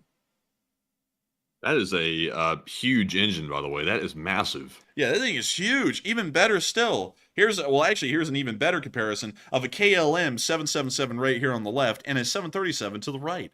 See how much bigger this thing is? This thing is huge. It's one of the biggest planes. That's a huge plane, man. It's one of the biggest planes that Boeing makes. I mean, this thing is big as shit. But not only that, it is also one of Boeing's most successful international airline models. There's actually not that many of them out there anymore. I believe there's only 1,727 of them by March of 2024. So there's not that many of them out there. But it is an incredibly popular Boeing plane. There isn't really that many problems with the Boeing 777 from what I understand.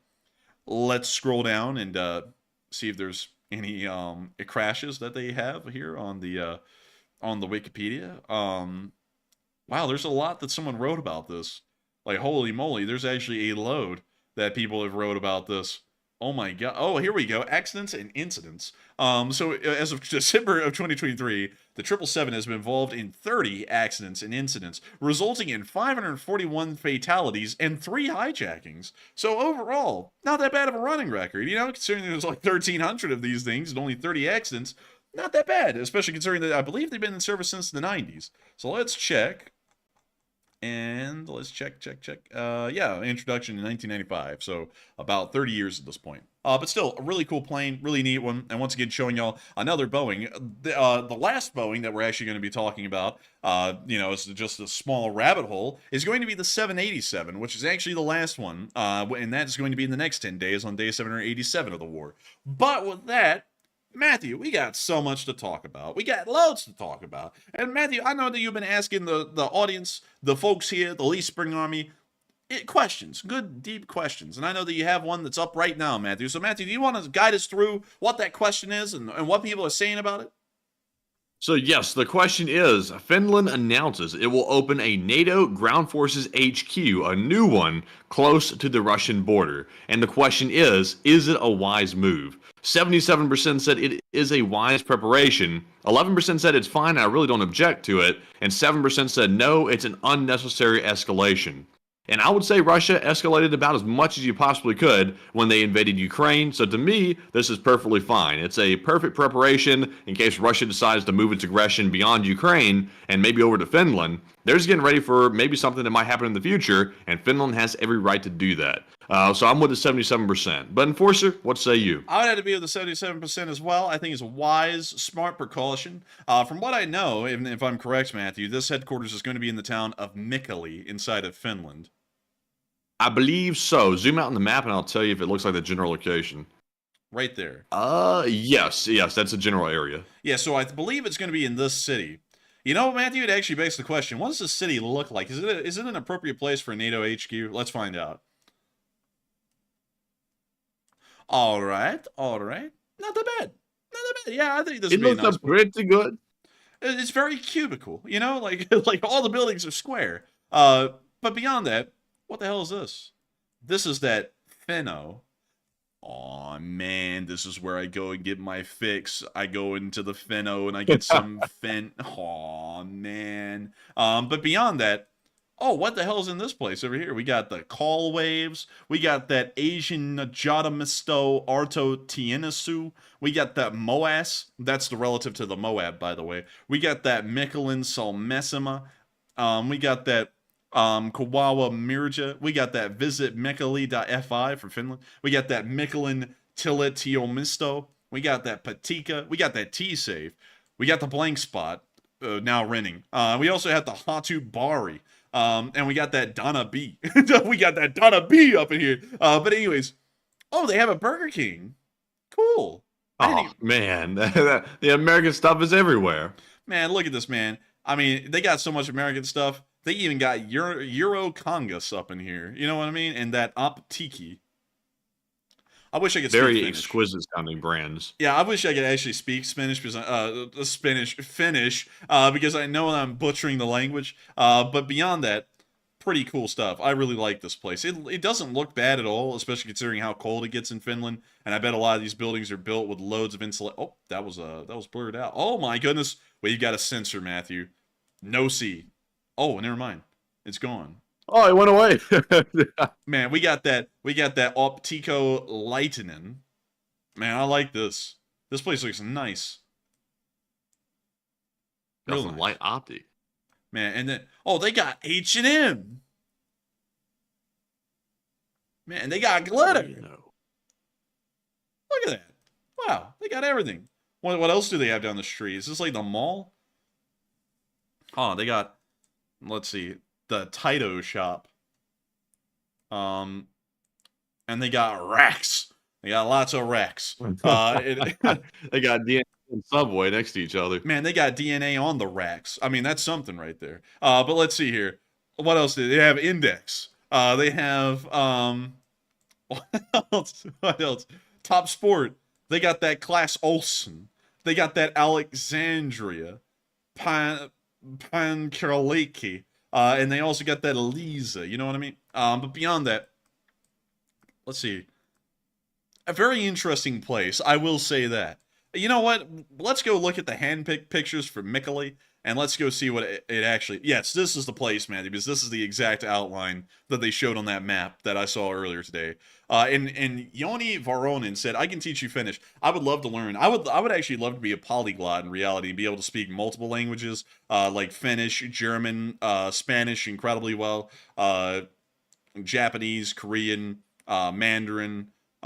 French. I would love to speak a load of languages. It's just that it takes so much, and I'm not Xiaomei NYC, which many of y'all have probably seen on YouTube, because that guy is really impressive with what he can do. But beyond that, this is actually a really nice picture. And that's a really cute hut. That's precious, Matthew. That's precious. They're very nice. Man, look at this little train station. Isn't that cute? That's cute. Hey, look at this little boat. Oh, no, that's a cute boat right there. I like that. I like that. Cute boat. I like it. Nice. Overall, is that a Lego roof? No, it's not a Lego roof. It's a textured roof. And it looks like kids are playing some kind of game up here. American football? Maybe? Maybe? I don't know. I can't tell. Oh, and then they got the nuclear refinery out here. I'm just kidding. I don't know what that is. Probably a thermal power plant. And then they got the rock. Man, did they got that diving rock like everyone's got? You know, like that one that was down at Lake Martin, you know, that people would jump off of and then someone would break their neck here and there?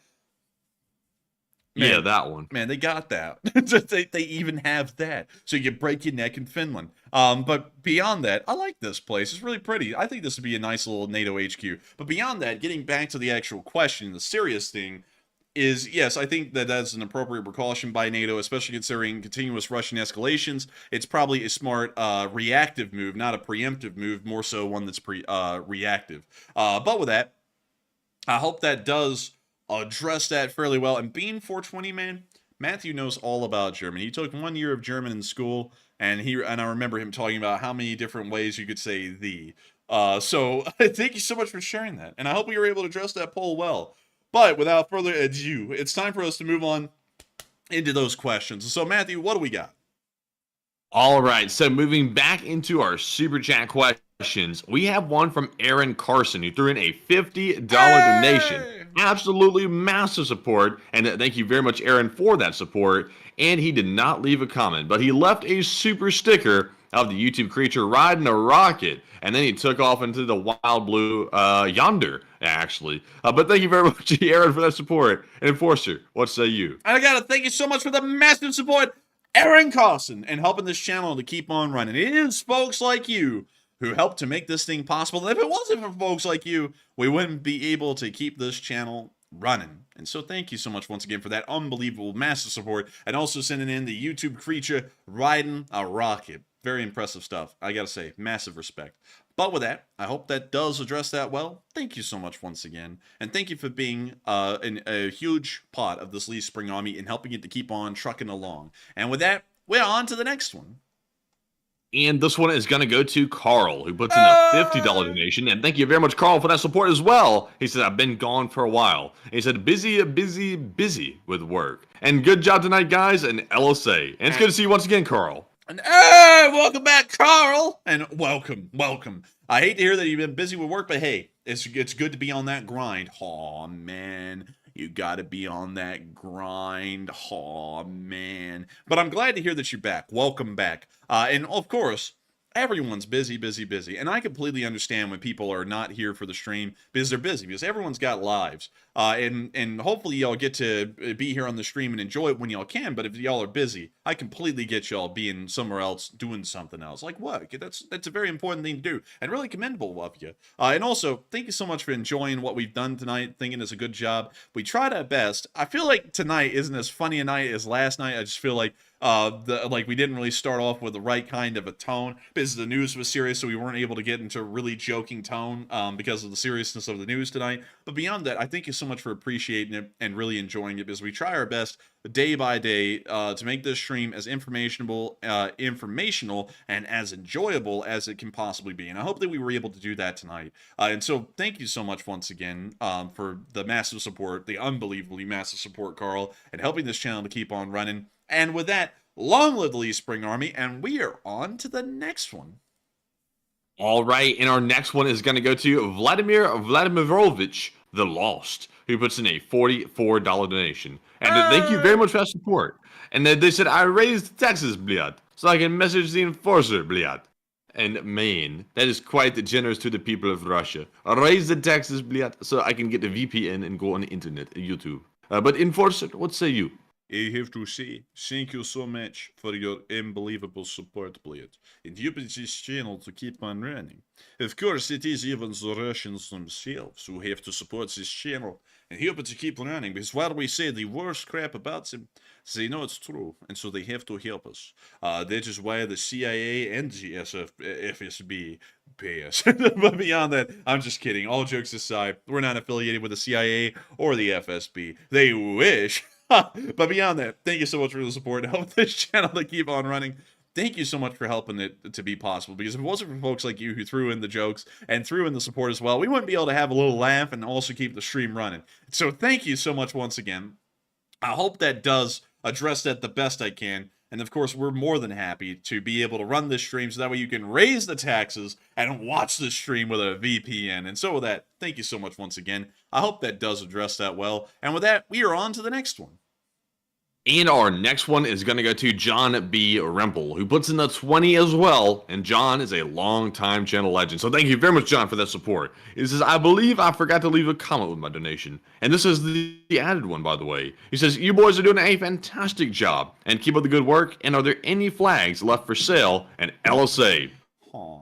Well, sadly, there is no flags left for sale. It was a limited edition run. And the plan was to run it for a whole week. But the problem is that we ended up getting so many orders. I'm trying to think of how to say it because it's actually a little bit complicated why we did it the way we did. We ended up getting so many orders. We ended up getting hundreds of orders in a few days, which was way more than we thought we were actually going to get for the flags. Because now that it's kind of over, I can tell y'all at least the original running number that we thought we were going to get in orders. We thought that there was probably going to be around 150 flags sold. That's what we were thinking it was most likely going to be. But then it went way above that. I mean, it went so above that it was unbelievable. And so by the third day, we knew we had to end it early because I wasn't going to be able to sign all the flags and get them all out because there just would be so many of them that we'd never be able to logistically or feasibly do something like that. So because of that, we had to end up cutting the limited edition run early. We ended up stopping it on Wednesday in LSA week. So the entire week was supposed to be the merch drop for the LSA flags. We're supposed to be able to get it all week. But sadly, because there were so many orders put in the first 3 days alone, we actually had to end up cutting it off. So right now, there actually is no way to get an LSA flag because the limited edition run is over, and it will be over for a pretty good while. But we do plan on bringing the LSA flag back. We're not really sure if we're going to do it every 3 to 4 months, because that means the limited edition drop will be happening every third month, so four flag drops per year, or if we're going to do 3 flag drops per year, 1 for every 4 months, or if we're only going to do 1 per year. We don't really know how we're going to do it. One thing I can say, though, is that none of them will be autographed again. The first run is the only run that is ever going to be autographed, so if you got one of those, good job. Congratulations. You have one of a few hundred flags that will have my autograph on it. If there are any other flags that get an autograph on them, it's because y'all will have tracked me down in person and had me hand autograph your flag in front of you. That's really the only way they're going to get autographed from this point on. So the other limited edition drops will not have an autograph on it. It will just be the LSA flag as it is. And those will be coming out either in the next few months or in the next year. We're not really sure when we're going to do it, but I have a feeling we're probably going to do it soon, because actually a lot of people have been telling us that they didn't get a flag and they wanted one. A load of people have. So we might be wanting to do a second round of that here in the next few months. But with that, I hope that does address that fairly well, and thank you so much once again for the support. And I'm glad that we were able to circle back and get you a question. And with that, we are on to the next one. And the next one goes to Owl's Room. And he put in a $40 donation, all combined, all together. And thank you very much, Owl, for that very generous support indeed. He says, I go to sleep watching and wake up cursing in French. And, oh, okay. Well, that's something, Owl's Room. I hate to hear that. I guess you're French-Canadian then, because you put that in Canadian dollars. You must be from Quebec. But beyond that, I gotta say, very interesting here. Why do you wake up and curse in French? Why? I never curse. Never, damn it. I'm just kidding. I curse a little bit. But not a lot. We try and make it a light ordeal around here. Because some people who, like one thing I've realized growing up, I don't know about y'all, because a lot of y'all are way older than me, but one thing I've noticed growing up, and growing up just a little bit I have, is that the people who cuss a lot, for some reason, to me, it just seems like they're really trying to be edgy or out there, and it comes off as really fake and really forced to me. And so I don't really cuss that much, because it just seems goofy a little bit to me, to cuss. You know, unless you're really, really pissed, then maybe cuss a little bit. But I don't really cuss a lot. So why do you cuss? Why do you cuss a lot, Owl's Room? I'm very interested. Like, what makes you wake up and go, just started going off? But still, thank you so much once again for the support, Owl's Room, and helping this channel to keep on running, because it is folks like you who help to make this channel possible and help us to keep this thing running. If it wasn't for folks like you, Owl's Room, this wouldn't be possible. I gotta thank you for both of your super chats, the $20 Canadian that came in without a comment, and this one, because both of them are greatly respected, and we appreciate you so much for both of them. And so with that, thank you so much once again. I hope that does address that well. And with that, we are on to the next one. And our next super chat is going to go to Heather Fitzgibbon, LSA, who puts in a $20 donation. And thank you very much, Heather, for that support very much. And I don't see a comment being left here by Heather, but of course, it helps to keep us running, and we appreciate it very much. But Enforcer, what say you? And I got to thank you so much, Heather Fitzgibbon, LSA, hey, for throwing in the support, the $20 super chat, not 20 Canadian, 20 US dollars. And Shiba Inu with the #1 flag. Excuse me, I'm choking to death. Waving it around in the air. Because this channel and this community, the Lee Spring Army, is the best that ever was. And I got to thank you so much once again, Heather Fitzgibbon, for waving the flag high. And it's even better now, because when we say that, there is actually Lee Spring Army flags flying around the world right now. So we can actually say that y'all are helping to keep the flags flying high. And I got to thank you so much once again, Heather Fitzgibbon, for keeping the Lee Spring Army alive through this channel. And so with that, thank you so much once again. And we are on to the next one. And we have yet another super chat, this time from Owl's Room once again, who throws in a 50 Canadian. Crazy generous support. And thank you very much, Al, for the second, and actually the third super chat of the night. And Enforcer, what say you? And I gotta thank you for your third super chat of the night, Owl's Room. 50 Canadian. That's a huge one. And I got to thank you so much for the support and helping this thing to keep rolling. You didn't throw in a comment, but I know that your comments would be nice. You're an incredibly nice person, but I still got to know what you're cussing. When you wake up, I got to know. You got to tell me. But still, thank you so much once again for helping this channel to keep on running. It is folks like you who make it possible, and I know that everyone hears this speech so much, but I got to tell y'all each and every time, it's pretty much like a ritual at this point, because I want you to know we do greatly appreciate your supports. And so with that, thank you so much to French Canadian in Al's room here, who has supported the channel tonight once again, and thank you for the support. And with that, we are on to the next one. All right, and the next one goes to Christopher Knudsen, who puts in a $20 donation. Thank you very much, Christopher, for that support as well. He said, Enforcer Matt, you guys do a great job. And with the issue with Iran, it's being said that the next world war would start between two small countries that are nuclear armed. And I would like to know what you think, and keep up the great job. And thank you so much for your first super chat ever, Christopher. Thank you. Thank you so much for saying we do a great job. We try our best. We really do. But to answer your question, the next world war would... I would have to believe there would have to be a large power player involved, because two small countries going at it with nuclear weapons, that would be a pretty horrendous thing. But it probably would not lead to a world war, in my opinion. It probably would lead to international combination of both parties, more so than a world war, at least to me. I always feel like there has to be a large power player involved for a real world war to begin, because no world war in history has begun because two small countries went at it. In one world war, the First World War, it was a small country going after a big country. It was Serbia attacking Austria-Hungary through the Black Hand, which ended up creating World War I. So there was a very large power involved there, which was Austria-Hungary. Then, in World War II, it was a large country in the form of Nazi Germany attacking a fairly large country, which was Poland. Or you could kind of consider Poland more of a minor power at that time. But once again, major powers were involved in supporting Poland and back them up. So that's what created World War I and World War II, were large parties that were involved in the conflict on one side or the other. As far as Iran and Israel goes, there is a large power backing Israel, which is the United States and really the Western world, and they are dead set on supporting Israel. Whether people like that or not, it's really not the point. It's just the point that they're really behind them.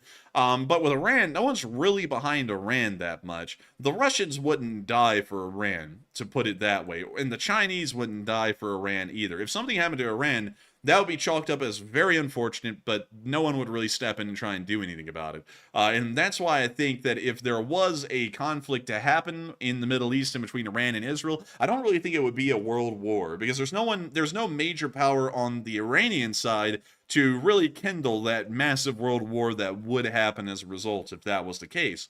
So I'd have to say, if anything, a world war would probably start because of the Ukraine war before it would start over the Israeli war, because there are large powers backing Ukraine in the West, and of course Russia is not a large power like people thought it was before the war, but it's still large enough that it has a massive amount of nuclear weapons. And not only that, the Chinese would probably get involved in some sort of a meaningful way if the Russians started to go against the entire West in a conventional war. So I have a feeling that would be a world war scenario, but the Iranian-Israel war would probably not be one, for the aforementioned reasons. But still, thank you so much for the support, Christopher, and helping this channel to keep on running. Thank you for wanting us to keep up the great job, and I hope that answer was a part of me being able to keep up with a great job. Hopefully it was up to spec and really answered the question the way you were looking for. But still, thank you for your first support of the channel, and with that, we are on to the next one. All right, and also I saw Eldad Sarek say in the live chat, so far, according to the friends, nothing from Iran. And I've seen nothing either. I've been scouring over Twitter and all my sources as well, and it doesn't appear anything's going down at the moment. So if something does happen, we'll probably hear about it in the morning, but we'll have to check back. But anyways, moving on to our next super chat here, we have one from Duncan VR, who puts in a $15 donation. And Duncan says, Bamuba. Oh my. Baba, the hot dog man is dying to see the marmot. Meow, quack. Oh my, the marmot wants to eat hot dogs with relish, lots of sauce, plus mustard. Meow, bring on the marmot. Oh my, oh man, I'm telling you. Moo moo ba. Oh man, I'm telling you. Oh man, I'm telling you. And we will bring out the marmot. Hey, thank you, VRS, for the marmot, baby. Alan. Bring on Alan. Alan. All right, so let's see here. Oh my goodness. Hang on. Wow, that is actually a really cute one right here. So hang on, before we actually get to the proper marmot, this is a Himalayan marmot. Oh, I like that one. Oh, it's cute. Man, we actually haven't looked at all the different versions of a marmot. This one is in Siberia. This is called the gray marmot. That one's actually pretty cute too. I kind of like that one, but not really. Okay, yeah. This one, this one's from That's Kazakhstan. Kazakhstan. That's a Kazakhstan marmot. Man, you were about to say Kazakhstan. I was like, but let's see. And then this one is from, oh my goodness, that thing's got a set of teeth on that thing. That thing's from Alaska, by the way. Oi, bruv. Oi, governor! What are you doing with my plums? This one's from, these are cute. These are from Eastern Siberia, actually. Oh, they're Russian, though. Shut up, Leah! Let's see here. This one's from Central Asia. That kind of looks like a dog. It looks a little bit ratty. Yeah, man, that thing's ratty. But let's see. This one's from South Russia. From the Novosibirsk region, actually. A Marmota Kutchinkoi. So, I don't know about that. We can't really see it too well. It's in a bag. Let's see. This one is an alpine marmot in the Alps of Europe.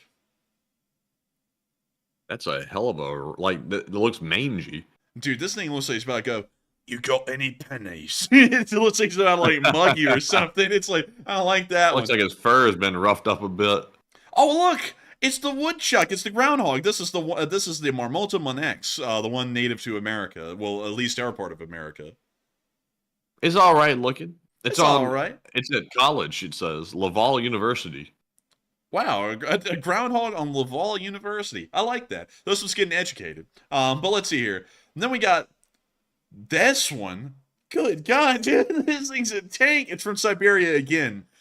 This one comes out, Matthew, and I'm telling you what, it's breaking the norm. It's going, well, I'll tear you up, boy. I'll tear you apart. It's like this one. It does. It looks so angry, like a pissed off one. Man, I'm telling you what. But let's see here. We got, okay, I'm going to say it, but it's not the way it sounds. A hoary marmot here. Oh, my goodness. Oh, my goodness. That thing is ugly. Goodness gracious. Oh, dear Lord. Man, this thing comes out and it goes, There was a time when I was wanted for terrible crimes. it's just like, I wouldn't believe it. Let's see here. And then we got the yellow-bellied marmot, which is native to Southwest America. That one's actually kind of cute. Looks like kind of smiling, like in a real, sort of like pitiful way. Man, this was going, it's just like it's about to get fired or beat up or something. But let's see here. And then finally, we have the Olympic marmot. I don't know if it's Olympic. I don't think it's up to snuff. And then I like him. You like it? I don't like him. Yeah, I don't like it either. And then finally, we have the Vancouver Island marmot. Oh wow, that's like a Wolverine. Yeah, it kind of is. I don't know about these. But beyond that, hello there! Hey, it's the marmot! Hello there! Look at it loading like a fax machine. It's the marmot! Hello there. Could I interest you in some plum or some rock? Would you like some rock? I don't know why do you get so high pitched. It's like trying to unload it. It's like, would you like some rock? Yeah, please.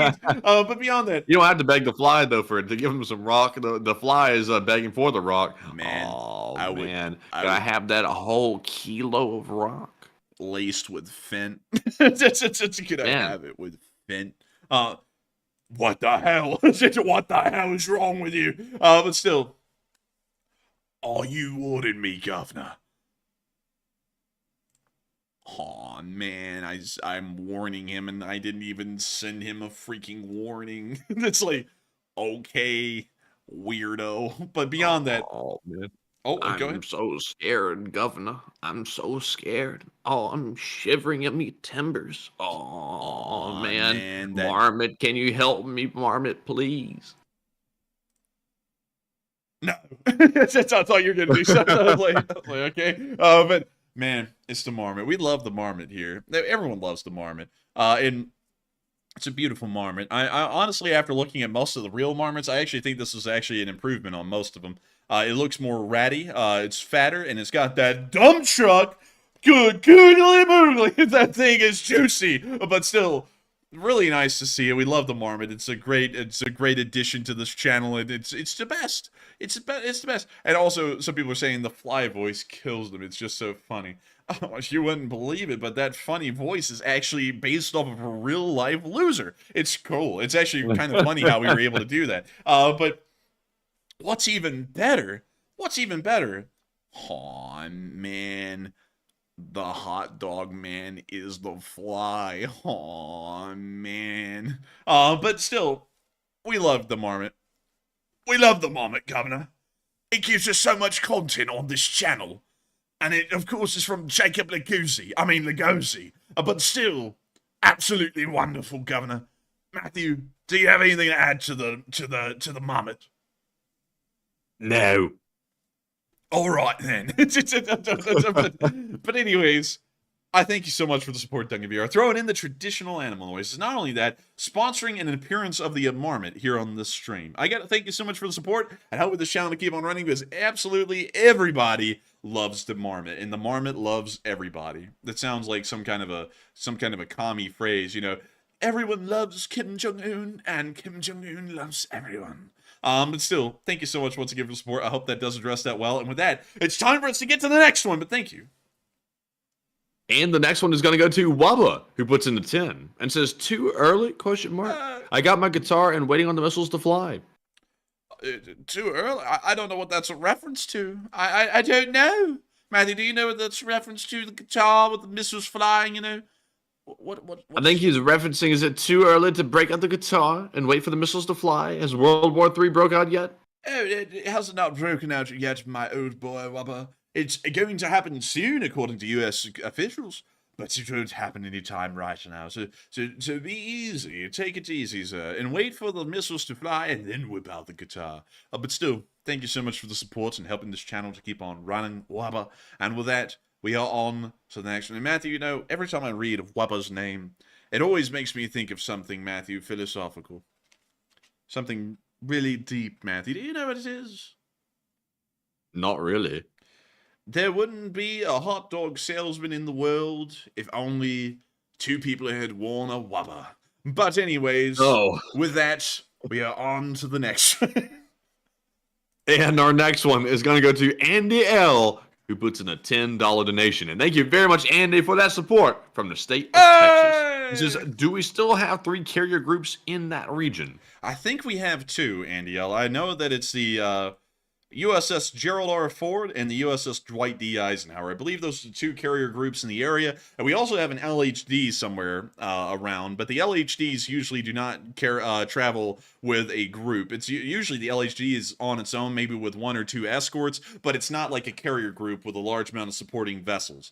So we have 2 full carrier groups and an LHD task force pretty much in the area, and I believe that's what we have at the moment. And so with that, I hope that does address that well. Thank you so much once again for support, Andy L. And I hope I was able to answer that question incredibly well. And also, hello to the great state of Texas, where many of our viewers come from. Funnily enough, we actually did not know that until we started mailing out all the flags, and they were like, "Oh, y'all are all in Texas mostly." But still, thank you so much for the support. Matthew really likes that because he likes Texas. I think it's an alright place, but I really like Alabama, me personally. But still, thank you so much for the support and helping this channel to keep running. And with that, we are on to the next one. And the next one goes to Cliff H., who puts in a $10 donation and says, "I just have to say, the LSA flag looks resplendent, closing out on the intro in style. And LSA." And LSA, baby! And thank you so much for the support, Cliff H. Huge shout out, actually, to Nutters HD, who made that animation of the flag that we were able to use in the outro. He was the one who actually did that. And it's a really impressive animation. Really like it, and not only that, it's an homage to the incredible community that exists on this channel through the Lee Spring Army. And so I gotta say thank you so much, Cliff H, for really liking the LSA flag in the intro, but this is actually going to be a permanent addition from here forward. And also, to cue y'all in on something, the reason why we're using the AI music system is that we're actually trying to see if it can create us an anthem for the Lee Spring Army. I have to make the lyrics, and so far I've been pretty bad at making the lyrics. But if I can eventually come up with some good lyrics for that anthem, we will actually have an anthem for the Lee Spring Army that we will play maybe every once in a while in the intro card or after the Ukrainian anthem plays. So that way we can also have a flag and an anthem for the Legion Spring Army, because I think that would be really cool. Really, really cool. But still, thank you so much once again for support, Cliff H. I hope that does address that well. And with that, we're on to the next one. And the next one. This one is going to go to Vladimir Putin. Last name, can't say it. They put in a 10 and says, does the supreme leader of Iran come with sour cream? Of course. Of course they do. Because everything supreme at Taco Bell comes with sour cream. Of course it does. Of course he would come with sour cream. Why not? Why not? But still, thank you so much, Vladimir Putin. And thank you for helping this channel to keep on running. Because if it wasn't for folks like you, we wouldn't be able to keep this channel possible. But still, thank you so much once again. I hope that does address that quite well. And with that, we are on to the next one. And our next one goes to Media Tuner, who puts in a 5 and says, hey guys, I've watched for about 2 years now and wanted to ask, do you think the U.S. will attack Iran directly in the mainland if U.S. bases are targeted? And that's a great question, Media Tuner. Thank you so much for the support in your first super chat ever. Really nice to see that. And thank you for finding the channel worthwhile to support. I would say that the U.S. will most likely not be attacking mainland. Well, let's see. Will the U.S. attack Iran directly mainland if U.S. bases are targeted? I believe that we may be attacking Iran mainland if Israel is targeted. We don't even have to have U.S. forces targeted in the area for us to possibly start conducting strikes on Iran directly. So I would say if they struck U.S. bases, most certainly. And right now it seems like a fair certainty that we will end up bombarding them directly, even if they do not hit any U.S. assets in the area and they just hit Israel alone. What a mix-up they have right there, hitting asses in the area. But still, thank you so much once again for support, Media Turner. I hope that does address that well. And thank you so much for the support to this channel and helping to make this thing possible. And with that, we are on to the next one. And our next super chat is going to go to Nick LSA, who puts in a $5 donation. And a huge shout out to Nick, as well as Carrie and LSA as well, for putting in that 5. And I was going back to check here and make sure there was no comment attached to it. And there was not, but there was a super sticker of the Doge, looking like it's quite a piece indeed. Look at that thing. That thing is really calm. It's like he's listening to that chill hop funk hop thing that we played earlier on the stream, whatever it was called. But Enforcer, what say you? And I gotta say thank you so much, Nick LSA, for the support and helping this channel to be possible. Thank you for throwing in that meditating Shiba Inu, because every once in a while, one just has to meditate. You know, you really have to get in the beat. You really just have to calm down. And you really just have to sit there and listen to those hip-hop, lo-fi funk beats just to get calmed and relaxed. But still, thank you so much for the support, Nick LSA, and helping this channel to keep on running. I hope that does address that well. And with that, we are on to the next one. And the next one goes to Jose Garcia, puts in a 5, and says, keep up the great... Oh, what? Sorry, I had to mute the song, but keep going. Oh, you sound like you're losing over there. You want... But anyways, Jose Garcia put in a 5 and says, keep up the great work, boys. Is it too late to order a signed flag? Oh, Jose, I'm so sorry. Thank you for this first super chat and supporting the channel. Sadly, it is too late to order a signed flag. Sadly, we will not be doing signed flags again. It was only on that first run. We have actually talked in the background, and this is something that we're kind of throwing around, because we will release the flag again. It's either going to be in the next 3 months or 4 months, or it'll be in the next year to re-release it. Whether we're going to ever do autographs again or not, because my actual inclination is to just have it as a across-the-board policy, autographs or no autographs for each drop. But one thing that we actually have talked about, but I don't really like the idea of, because it just doesn't seem right to me, is to charge extra for an autograph on the flag, but every other drop from then on will by default have no autograph unless if there is an additional charge. I don't want to do that because it kind of makes it seem like people are paying for the autograph. And I don't want people to, you know, have to pay extra, because the thing is that we learned with this merch drop, you know, and we were kidding around about the whole carpal tunnel syndrome thing. It actually ended up really wearing out my hand, my left hand, badly, trying to autograph all those flags. And so I honestly wouldn't want to autograph a lot of flags in mass again, especially in the hundreds, because it was actually a lot to do. But still, maybe in the future I will be able to autograph it. Of course, if there are fan meets in the future and y'all bring y'all's flags to the fan meets, of course, y'all will be able to have them autographed there if y'all bring the flags. I don't know if we'll ever do a fan meet, but if that ever does come in the future, we will autograph them there. And so with that, I hope that does address that fairly well. Thank you so much once again for support, and I hope that does answer that the best I can. Although, sadly, there are no more signed flags to be able to be had out there. But still, thank you so much once again, Jose Garcia. And with that, we are on to the next one. And our next one goes to Al's room yet again, throwing in a ton of support tonight. Huge shout out to you, Al, once more. He says, I know you guys do a lot of prepping for this, and I appreciate it much, and thanks. Hey, no problem at all, Al's room. That's what goes into making the stream so fun, so enjoyable, and also so newsworthy each and every night is all the massive amounts of prep that go into the show beforehand. Matthew usually makes polls for about 30 to 40 minutes before the stream, and I'm usually working hours before the stream trying to get all of this news put together and also figure out the story that will be told through the news today, because there's actually a lot that goes into making sure that we revolve around the correct areas of the map and making sure that the whole entire story is put together well. Because you may notice Al's room, and this isn't something that I do on the fly. I do it on the fly a good bit, but there's actually a framework to it. Whenever I put together all of this news every night, I look at every single clip of news that we have that's around the world, inside of Russia, in the Middle East, and all that, and I actually go through and I highlight in my mind how in the world I'm going to go from news bulletin to news bulletin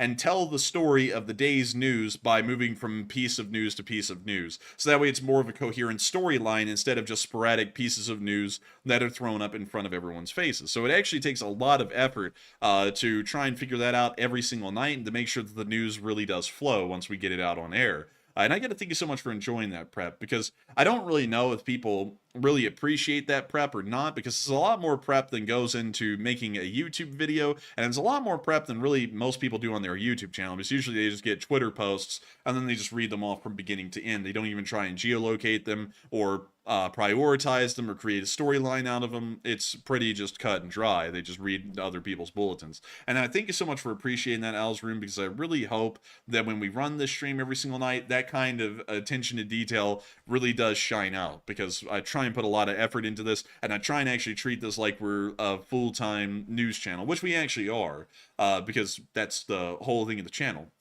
Some people out there say that you're not a real journalist if you cover news and you're not there. And to those people, I say that's absolutely ridiculous, because then that means that no one's a real journalist, because who the hell actually goes to these places anymore? I mean, hardly anyone. So I got to thank you so much for that, and I got to thank you once again for addressing for the support. I hope that does address that well. And with that, we are on to the next one. All right, and our next one is going to go to Mark Gagne, who puts in a $5 donation and says, any Enforcer merch announcements to make? Slava Ukraine. And Mark, I can tell you that the next merch run is currently in the development stage, and we're hoping to maybe have it released around April 20th or maybe a couple days after that date. And it's going to be something that's somewhat familiar to y'all that y'all been requesting for a bit. And I'm not going to reveal it just yet. I'm going to keep it a surprise, but we are working on it. But Enforcer, what say you? And I got to thank you so much for the support, Mark Gagne, and that's a great question. Matthew, it's getting a little muggy in here, don't you think? Yeah, turn on the AC. Man, turn on the AC. But beyond that, we got something planned for y'all. It's something that's been heavily requested.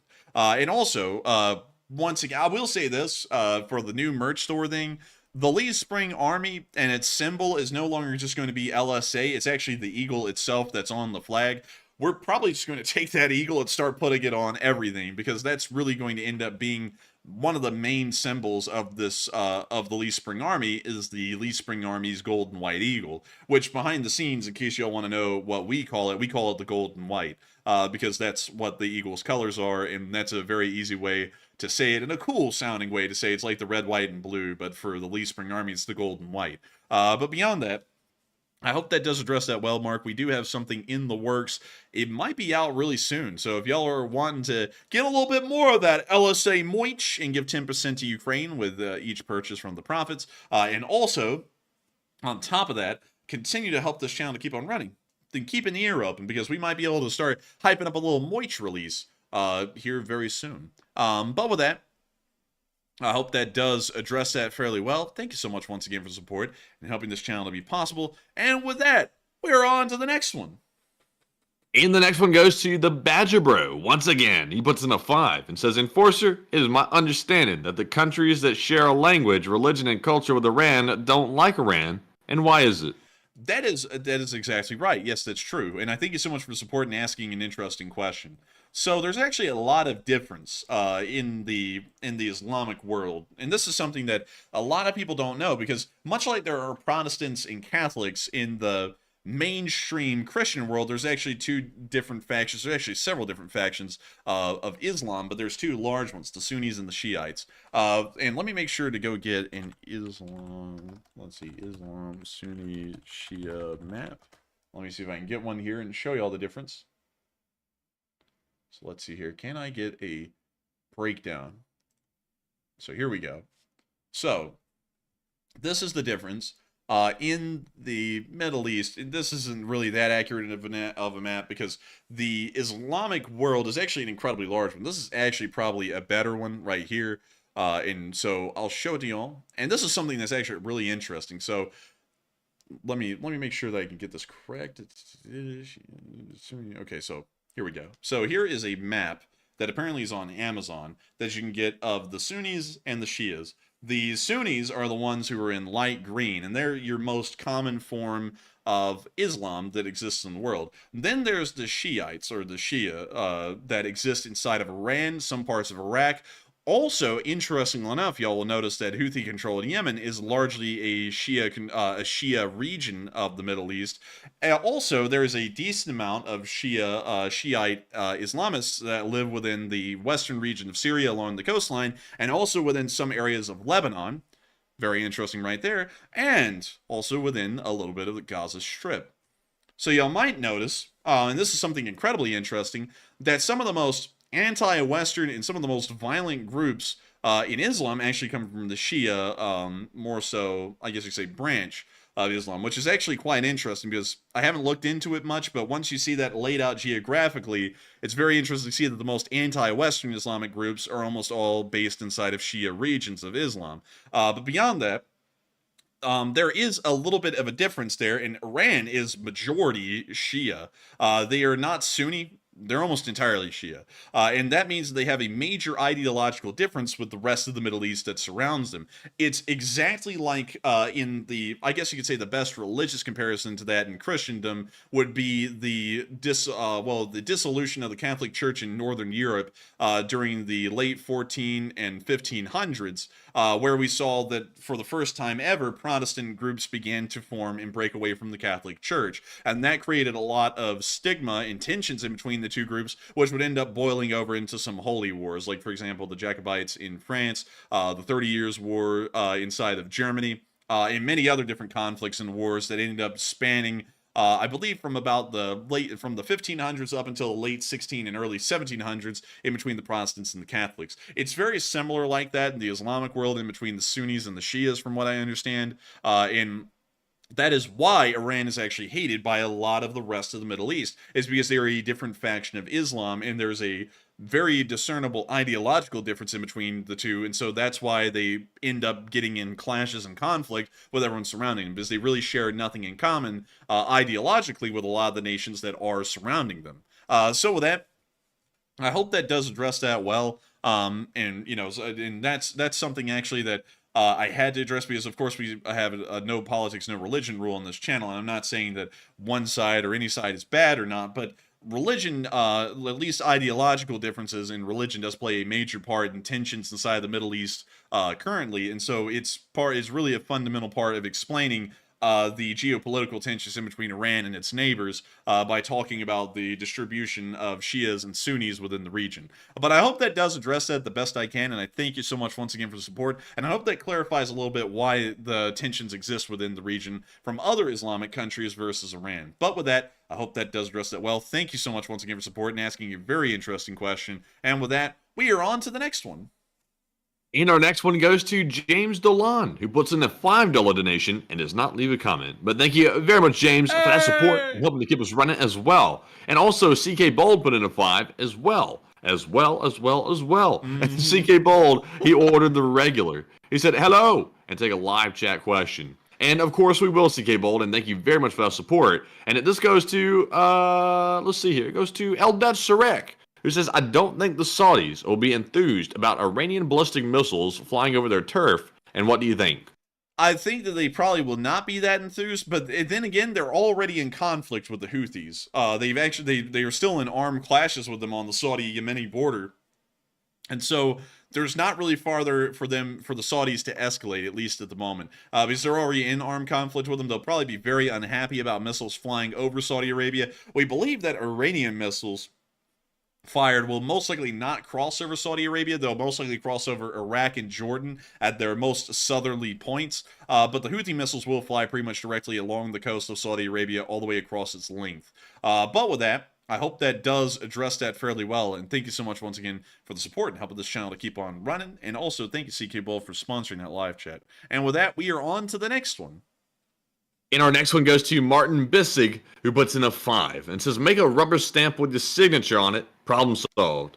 Oh, I would do that. I would, but the thing is that that's like cheating in my head, and I gotta thank you for bringing up that idea, but the thing is with autographs, I don't want it to be a fake one, because you see, the thing is that getting an actual autographed item is so much more special than getting a stamp or something like that, because when we got our YouTube silver plaque, which is right back there, it comes with a letter. Well, the first one you get comes with a letter from the CEO of YouTube.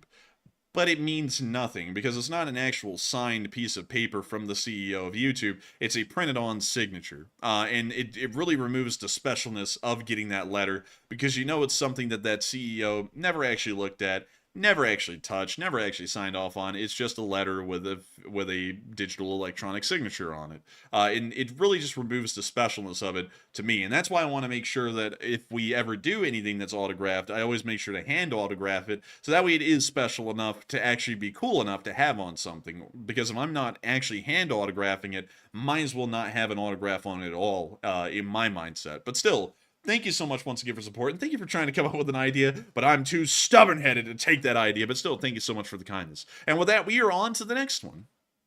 And our next one here is going to go to Ryan Peacock, who puts in a 3, and says, Redbud, Illinois, Main Street. Enjoy the view. Where is that again? Redbud, Illinois? Redbud, Illinois, Main Street. Main Street. All right, where's Main Street? We got Market Street, we got Main Street. All right, so let's see this. Oh, would you look at that? That's not bad. I thought this was about to be a hood review. I was about to be like, oh no. But this is really nice, actually. I like this. Keeping it clean. Yeah, it's very clean. It's like just a little country town. Man, a little country town. We used to live in a country town, Matthew, way back in the day. Look at this. The 1860 public house. Yes, sir. Yes, sir. Look at that. Boom. Look at this. Boom. Very nice. I like this place. Redbud, Illinois. We'll have to take a trip here someday. It looks a lot like Savannah, Georgia to me. But still. A lot of red brick. Look at that bank. That's like the bank you always see like in the bank heist movies. Like it just says bank on it and like right on the corner. Man, that's that Z building. Oh. Man, you put a G on the end. I think you might get geschlagen. But beyond that, still, that is a classic bank right there. As classic as the banks get in this place, you know what I mean? But still, beyond that, I thank you so much once again for support and sharing with us a nice little look at Redbud, Illinois. This is a lot like, wow, look at this. This is the Bolkhoff building. Huh, cool. The Burnt End. A little bit of German influence. Aw, man, it's the Burnt End. Aw, man, get the last dab. Aw, man. What's down here? What is this? The Life Abroad. There must be a lot of German. There really is a lot of German stuff going on right here. Man, this really is building, but beyond it. I'm just kidding, by the way. It's just a lot of German stuff. And, oh, well, actually, we got Mikasa. That's Italian. So, a lot of Italians and Germans in the area. Very interesting. Axis powers in town? No, I'm just kidding. I'm just playing it, by the way. I want to make that very clear. But still, we got Susie's, established 1984. But still, thank you so much once again for support. Thank you for letting us look. This little town. And where is this in Illinois? Where is this? It is... Oh, actually, it's just south of St. Louis. Who would have thought? Who would have Oh, thought? dear goodness. Man, I mean, like, you go up north towards St. Louis, you might die. Like, you might legitimately die. Like, it's a dangerous place up there in that city. We drove through it. It actually was so bad, we actually thought it was bad. And usually we don't think anything's bad, because y'all can tell that by the hood review. But, yeah, this St. Louis, watch out if you go there. I'd honestly say you need to wear a body armor going into St. Louis, Missouri, because it is a bad place up there. Terrible. And let me actually see if I can get us on the bridge that we crossed, Matthew. Here is the arch right there, right? That can't be the arch. That is hideous, whatever the hell that is. Okay, so there is the arch. So we were on the interstate bridge up here. Yeah, so we were on the Veterans Memorial Bridge. Yep, this is the bridge. And then you looked back over there. It was like industrial nothingness. And then you looked over here and you're like, oh, that looks kind of cool. I remember this driving through it. I'll be honest with you, like no dissing if you live in St. Louis, but I really don't like the place. It's really not good. Like when I drove through it, like I was thinking, goodness, this is a rough place. And then you drove on beyond here and it got better out west though. Let me see here. So, it was right off the interstate. This is what St. Louis looks like. Now, this is actually pretty rough, even compared to a place like Birmingham or Montgomery, where we kind of used to live in the area. This is actually a pretty rough place, St. Louis. It was really rough. I mean, the place looks like it is completely derelict and falling apart. People are living in houses that are truly coming apart right near the interstate. Let me see if I can actually get y'all up on the interstate. And let me drop y'all off right here. Yeah, no, that's not it. This is the interstate, I believe. Yeah, so let me see. Mark Twain, XB. Hey, the Mark Twain XB. But there we go. I mean, like they don't look that bad actually right here, but in some places the roofs were actually caving in and people were still living in these houses. Like they were sitting out on the front porches and stuff. I was like, dang. Oh, look at that. That is classic. But beyond that, this place was rough. I mean, St. Louis was rough. So it's pretty crazy to see that there's such a nice small town not that far away from St. Louis. That's crazy to me. Or St. Louis, whatever you'll call it up there. But still, thanks so much once again for support. I hope that does address that well. And with that, we are on to the next one. And our next one goes to Mr. Lunchtime, who puts in a 10 of his lunch money. And thank you very much. He says, last weekend, Ecuador government raided Mexico's embassy in Ecuador. What are your thoughts? And great work, my friends. And stay toasty, my friends. Hey, and thank you so much for the support and helping this channel to keep on running. And what the hell is this giant blue area? Oh, it was just cloud cover, dude. I thought that was literally like lakes. I was like, what's up with these like clear blue lakes? But beyond that, I don't really know a lot about the Ecuadorian situation right now. I know they're pretty much in a full-on war with the cartel that's inside of Ecuador. But beyond that, raiding an embassy is a pretty strong move to make. It's actually a pretty much pissing on someone on the diplomatic level. So I would say that's a great insult to Mexico. Maybe, I don't know the exact scenario of why they raided it in the first place, but maybe they would like to make an official apology to Mexico, because that is a very serious move to raid someone's embassy. But also, by the way, I don't think we've looked at the capital of Quito in Ecuador. Have we? I don't think we have. We need to look at this. We need to take a serious look at this, Matthew, and really think about this. So this is quick. Oh, wow, they have a Ford dealership here. What? Just like man, what was this? What the hell's that guy doing in the street though? I think he's doing some kind of like a performance thing. I don't know. Yeah, he is. He's like throwing hats. I am the chosen one. I am the chosen one. No, he's throwing hats. He's throwing hats right in the middle of the street. Right. That's kind of interesting. Just giving folks a show, Matthew, for the hell of it. But let's see here. I mean, it's not the greatest of places, but it's not that bad either. I mean, this looks like downtown Birmingham, honestly. So hey, not that bad. But what's still. the name? What's the name on that Ford Center? Pull up over there. Let's see the name. Quito Motors.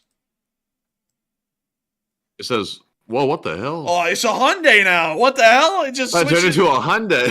Hold up. What was this taken? Oh, wait a minute. No, there's no way, dude. They took Ford from us. They literally took. Wait a minute. Where'd it go? It's gone. Wait a minute. No freaking way. What the hell? There's no Ford. Y'all, I swore, y'all, there was literally a Ford right there. Like, right freaking there. Jump around some more and see where it went. Like, did it just disappear? Oh, there it is. Okay, there it is. So we can't get closer, but it says Quito Motors, which is the capital of Ecuador. That hat-flinging man ran him out of town and Hyundai came in. Man, the hat-flinging man's gone. What is this, the Twilight Zone? Like, the hat-flinging man, like, screwed us over. We pointed him out, and then he switched it around where it was Hyundai, and now he's gone. Man, what an asshole. But beyond that, that's Quito, the capital, and it's called Quito Motors because it's in the capital of Ecuador. Interesting. I thought it said something else. I couldn't read it from that distance. Man, you need a Quito while you're ahead. You know, you know what I mean? But let's see here. What else? There's an airport in the middle of the city. What kind of airport is this though? Looks like it's not that well maintained. I'm not gonna lie. Because is that a C-130? Yeah, it is. And they have a Canberra? What the hell? No way. Wow, they actually have some pretty impressive airplanes here. They have a lot of Canberras, funnily enough, for some reason. But anyways, enough of that. Enough of that, simply. It's time for us to move on. Time for us to move on to the next one. But I hope that does address that at least the best I can. I'm not really that apprised on the Ecuadorian situation, but that is a serious insult to Mexico. But with that, we are on to the next one. And this one goes to Anita, who puts in a 10. It says, check out my hometown, Shoshone, Idaho. Oh, I've heard of Shoshone. Shoshone, Idaho. Let's go. There we go. There is Shoshone. Why in the world have I heard of this place before? Hang on. We're getting some info here. We're getting some info. Oh, I know why, Matthew. You remember why? Why?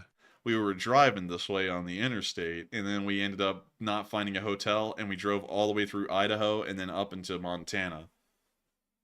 That's right. We came driving into Bozeman like in 1 o'clock in the morning, I think. Yeah, wait a minute. There was a hotel around here, wasn't there? Like, oh, there it is. That Is Comfort that Inn and Suites. Yeah, that's it right there. Click it. Let's see if I recognize it. Click it. That's it. Remember? We went. That is it. Yeah, I remember we stumbled in there in the middle of the night. Let's see here. Let me get It's on Democracy Lane. Democracy Avenue. That's the hotel, though. Wait, no, that isn't the one. Oh, no, it is the one, actually. Yeah, that's the one. That's it. That's it. I remember it. That's it. Shit, man. But anyway, beyond that, now I remember Shoshone. We were actually not that far from you at one point, long before I started running this YouTube channel. That was years ago. Years ago. Way, way long ago. But anyways, let me make sure that we drop down in the old town of Shoshone. Why in the world is everything taking so long to load tonight? Like, it doesn't normally take this long. Come on, load. Come it's on. the crappy internet. Man, it's that damn Spectrum. But let's see here. Oh, not that bad. Not that bad. This looks like a town on American Truck Simulator, Matthew. I'm not going to lie. It looks just like one. A little bit. Man, the Animal House. Man, oh man, that's where I was born. But beyond, that's his house. Yeah, true. That's the. I'm going to warn them sternly. But but still, not a bad place. I like it. It's got a really Western feel to it for some reason. But still, thank you so much for showing your hometown, a Shoshone, into Idaho. But still, with that, I hope that does address that well. Thank you so much once again for support. And with that, we are on to the next one. And our next one goes to Arsenic, who puts in a 2. And says, LSA, flood. Come on, people. Oh, the flood? You mean like the Halo flood or the flood in Orsk? Like, which one? But still, thank you so much for the support and helping this channel to keep it ready. Hey, come on, y'all. The flood. It's here. You know what I mean? Get with it. But still, thank you for the support, helping the channel to keep on running. And with that, we're on to the next one. And this one goes to Dira, who puts in 2. And says, let's go, soldiers. Let's go, soldiers. Come on now. Pick it up. Pick up the pace. But still, thank you so much for the support and helping this channel to keep on running. And let's go, soldiers. I like that. Maybe we can make that a song, Matthew. But with that, we are on to the next one. Thank you so much once again.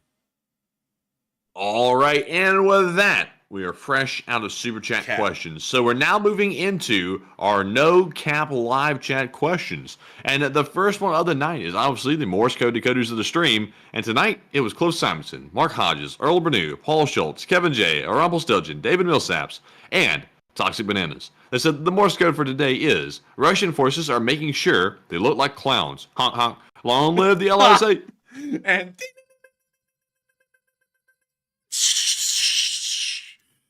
that's the sound of money. And y'all got that dead on the nail. That was the Morse code message of the night. I gotta congratulate y'all for getting that correct on the 777th day of the war in Ukraine. And I gotta say that is really impressive that y'all got the correct again. And the Russians really are making themselves look like a bunch of clowns. But with that, I hope that does address that the best we can. And it's time for us to move on into the live chats. So Matthew, what do we got? And our first live chat question is going to go to AMX10 Speedy Bang Bang, who says, can you please talk about the Iron Dome system against Iranian missiles?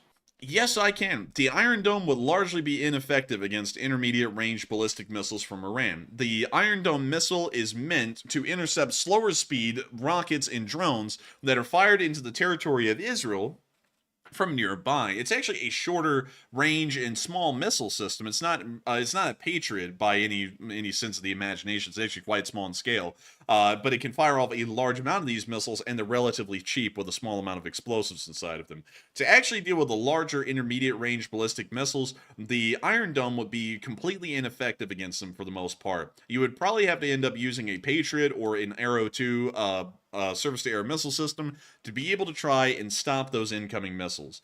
So with that, I hope that does address that fairly well, at least from the information I know at the moment, because the Iron Dome is completely incapable of intercepting those intermediate range missiles.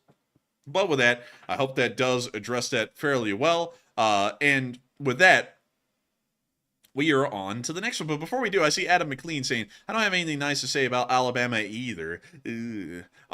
Well, I mean, that's up to you. I mean, some people don't like Alabama. Some people love Alabama. Some people hate Alabama. One thing I will say about Alabama is that it is a pretty down and out state as far as the economic side of things go. There's not a lot of money flowing through Alabama. There's a lot of money flowing through states like Texas, though, and New York, and Florida. And that's why a lot of people are constantly moving out to Texas, Florida, and New York, even still to this day. But Alabama is not really one of those states. But we are the 6th largest manufacturer in the country of automobiles. Out of all the states, we're the 6th largest one, if y'all didn't know that. And also, Alabama's timber industry is actually the biggest in the entirety of the United States, beating out every single state, including Alaska, which you would think would beat us in the timber industry. We actually beat them. But with that, I hope that does address that fairly well, at least give some shining things about Alabama, because, while we may not have money, we got that log, you know what I mean? But anyways, with that, we're on to the next one. All right, and our next one goes to Julian Britt, who says, thank y'all so much for the news, and you're welcome, Julian. He says, when do y'all think Ukraine will start to receive support monies from the U.S. or NATO? Hopefully after this bill has been passed. And Maddie, have you been getting any updates on the bill right now if it's passed the House? So that bill is still held up. Shockingly enough, though, I've seen some people, which you would not have expected, to support the bill. They're kind of like waffling a little bit on their stance. So that's maybe a promising sign that maybe something might change in the future. But the only catch is if a war breaks out in the Middle East, I think that's going to further hamper that bill getting passed, which is going to distract us down there with Israel and Iran, and that's looking pretty likely at the moment. So I'm holding out hope for the bill, but it's not exactly looking like a surefire thing. And thank you for sharing that update, Matthew. That is incredibly appreciative. Thank you to Matthew from the studio. Now back to us. But beyond that, I hope that gives a little bit of an answer fairly well. Hopefully we'll see that a vote is held soon and that it goes through, because as soon as that bill goes through, the support will flow. If it ends up being shot down in the House, then we have really no idea when the support will continue. It may be months from now when another vote is held on another spending bill, or it may not happen until after the election this year. But with that, I hope that does address that fairly well, at least from what I know. And with that, we are on to the next one. All right, and the next one goes to Anonymous, who says, all these little indicators are signaling an Iran attack. And is there any such signal you guys are waiting for to know without a doubt an attack is launching? And I'll be honest with you, the signal that I got today, which made me pretty certain that something's going to happen, was U.S. Intel came out and said it's imminent. Like, they're saying it's definitely imminent. And they made a pretty bold statement, pretty concrete one about that. And before now, we pretty much had only OSINT and HUMINT to go on, and some rumors as well. But now we have the U.S. intelligence community coming out and saying it's definitely happening. And also, the president of the United States even came out and made a very bold statement saying that we are ironclad in our support of Israel, and we're going to fire back if Israel's attacked. So that to me indicated that it's going to go down, but we're not exactly sure how it's going to go down. And there's also some other small indicators as well, like the proxies sort of going a little bit quiet for now, while Iran's trying to basically hoard them all together to make them do a simultaneous attack.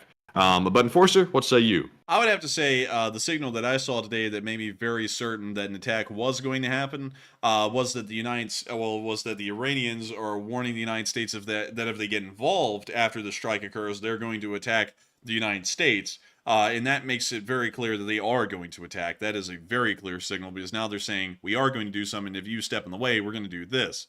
So I would hope that that answers that fairly well, at least in my opinion. And moving on into the next one, this is something, Matthew, that I have to pull out of the live chat directly, because this is one that still gets under my craw a little bit, almost 5 years later. But Jay Nosowitz said, Alabama has a town with no elections for mayor in 60 years.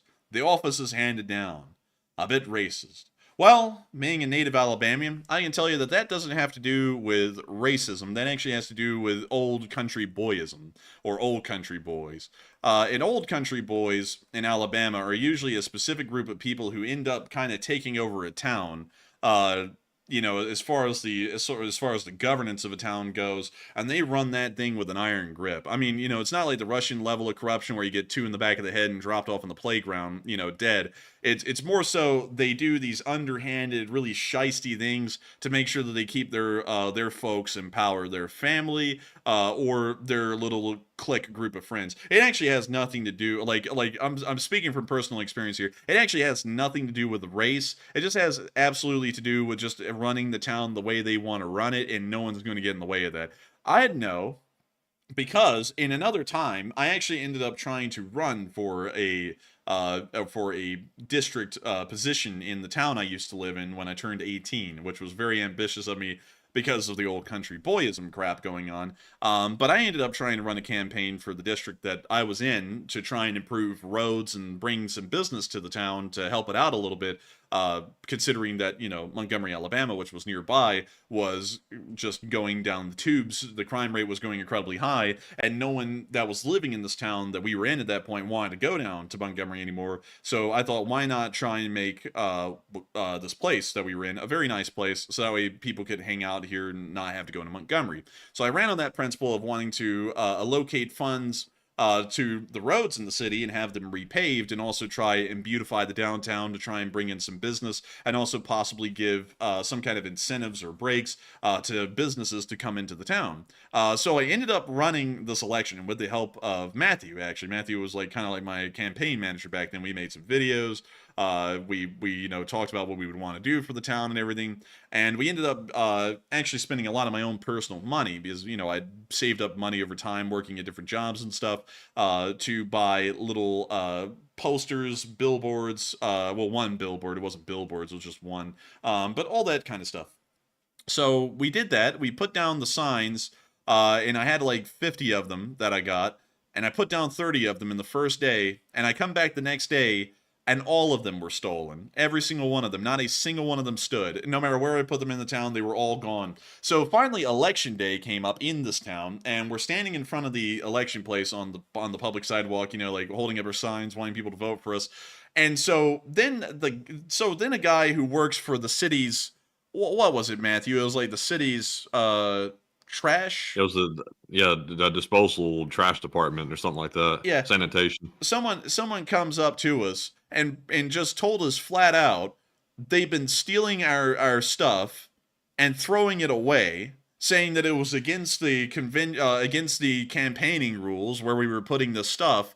And so then we brought up, well, wait a minute, what the hell do you mean? Because the mayor's signs are being put up right by ours, and we don't see his being taken up. We don't see any other candidates, you know, posters being taken up. So why in the world are you taking ours? Well, that's just how the way this town works, or something like that. And we're like, you're a piece of shit. So then we ended up getting like an argument with this guy. So then he ended up wandering off. Him and Bubba ended up wandering off in their truck.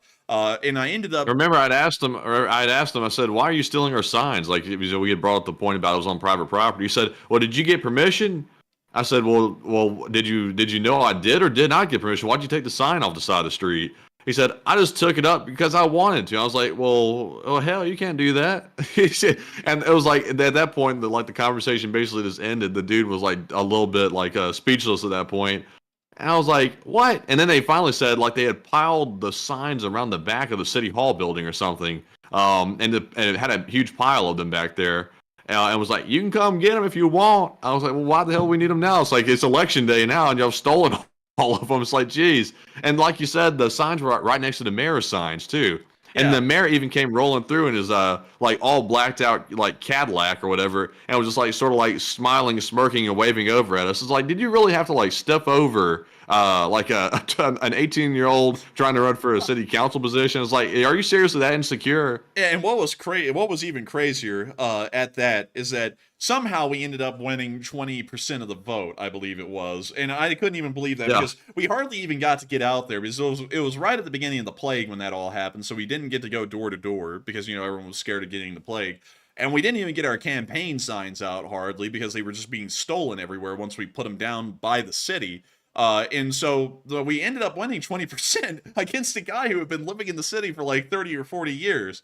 So I didn't consider that to be, it was a loss, of course. There's no other way around that. But I didn't consider it to be a complete loss because, pretty much the system was rigged against us in that town from the start, right when I tried to file for candidacy. So going off of that, I will tell you, Jay Nosowitz, it has nothing to do with racism because the mayor of that town was white. I'm white. And they ended up screwing me over just because I wasn't in with the old boys. So that's just how Alabama's local politics works. It's incredibly corrupt, and it's something that I believe that the state should have far more oversight on than they currently have. Because if that happened in my town that I was in, I'm sure that's happening in every single town around Alabama where the mayor and their old boys are just rigging the system where they just win it over and over again and they have their guys in. That is a completely corrupt system, should be looked into, overhauled here, but that's the way it works. So it has really nothing to do with racism. It's more about old boys. It doesn't make it better, but it's more so attributing it to the right thing because they'll screw over anyone no matter who they are. But with that, I hope that does address that well, and we are on to the third to last question of the night. And also, I see some folks saying 20% is great for an 18-year-old. And it honestly was. Like, honestly, we were not expecting really to win it, or at least I wasn't. Not sure if the enforcer was or not. But we were going up against a guy who had been living in the town for basically his entire life. And he was like, I think 60 or 70 years old at that point. And he had been deeply embedded in the town. He knew literally everyone, including like their grandmothers, grandparents, everybody. And we were just, he was 18, and I was 19 years old being the campaign manager for it. So we didn't have very high hopes for it, but we got the old guy so scared that he was going to lose the election that he was like campaigning hard. Like he was running around, putting up signs everywhere he could, putting up banners, trying to get a billboard, running around knocking on doors and stuff. It's like he really apparently thought we were going all in and we were going to like get some like rabbit out of the hat or something. But 20% was good in my opinion. That was honestly as good as we could have expected, considering the odds of running against someone who's that deeply entrenched. But it wasn't that bad. It was a fun experience, I think. Yeah, it was fun. It was certainly eye-opening. I'll say that. And also, it really gave it honestly that experience alone right there was my first foray into trying to get into the political field, realizing how dirty and nasty it is and how you don't really want to really admire that field. And then that's when I immediately started to take steps back and be like, I don't know about this well, I know about politics. I still want to get involved in politics, as all y'all know. I still want to try and become the president of the United States. But one thing's for certain, I do not want to get deeply entrenched in political dogma. That's one thing that I learned very clear then and there.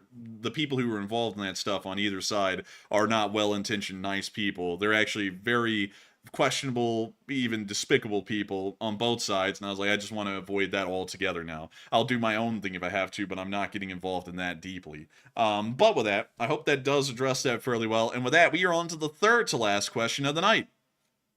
And this one goes to LSA Blithering. Excuse me. Goodness gracious. This one goes to LSA Blithering Idiot. Oh, goodness. They said, I am concerned about sleeper cells in the West. If U.S. helps the IDF attack Iran, Iran will declare war on the West. And thoughts?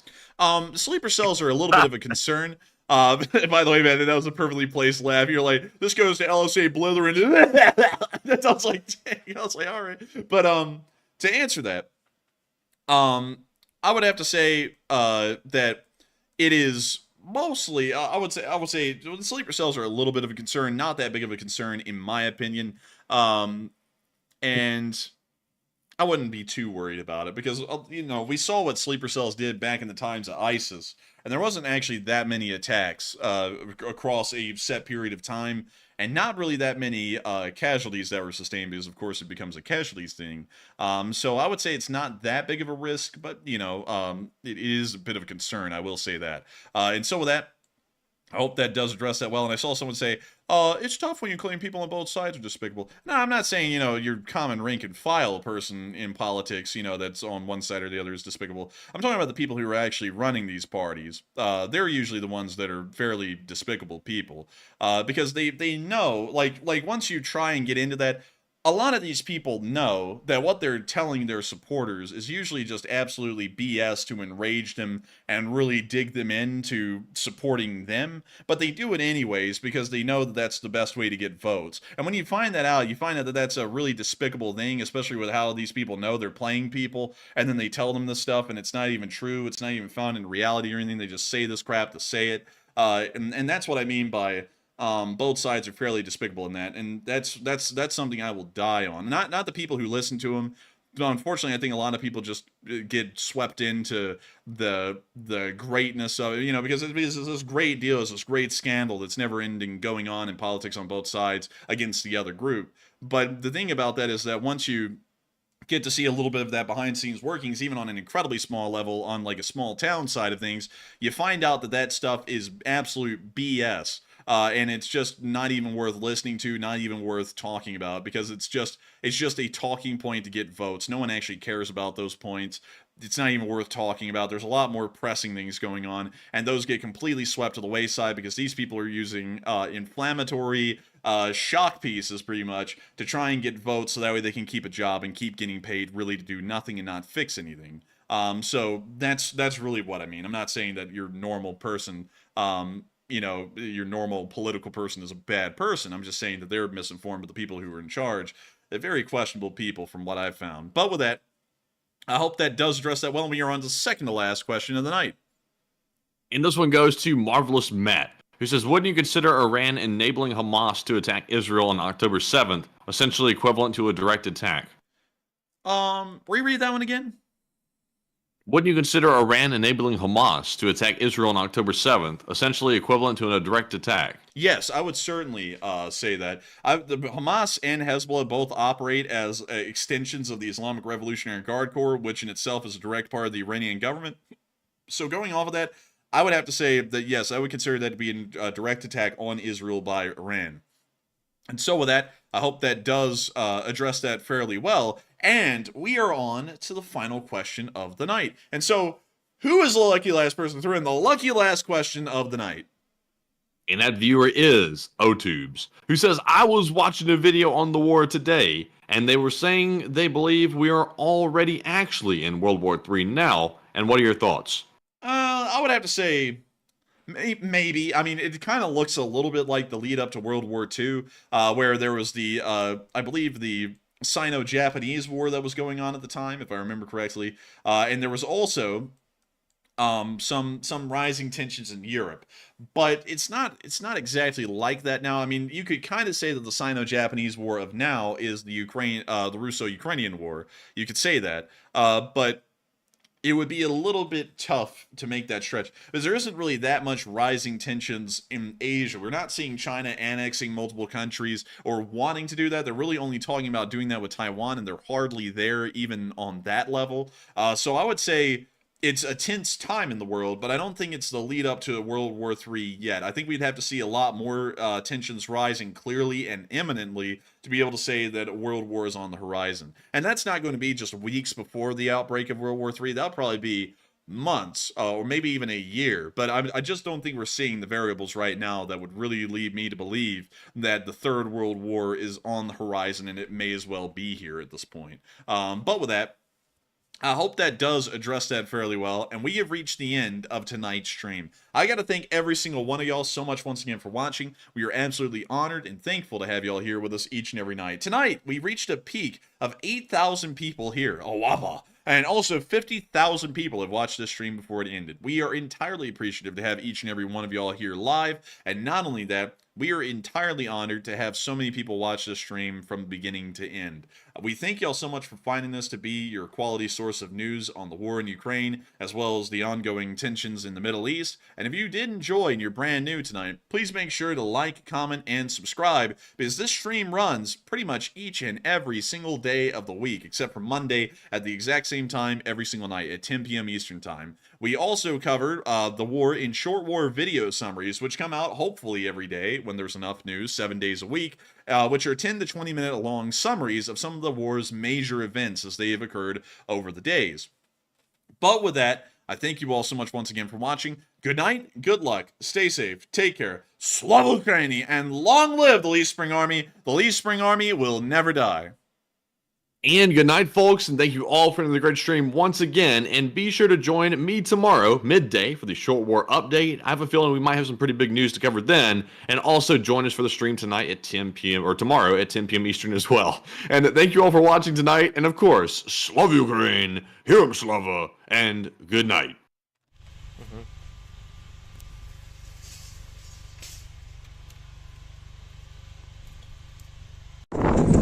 Yes. The Leaf Spring Army sends its regards.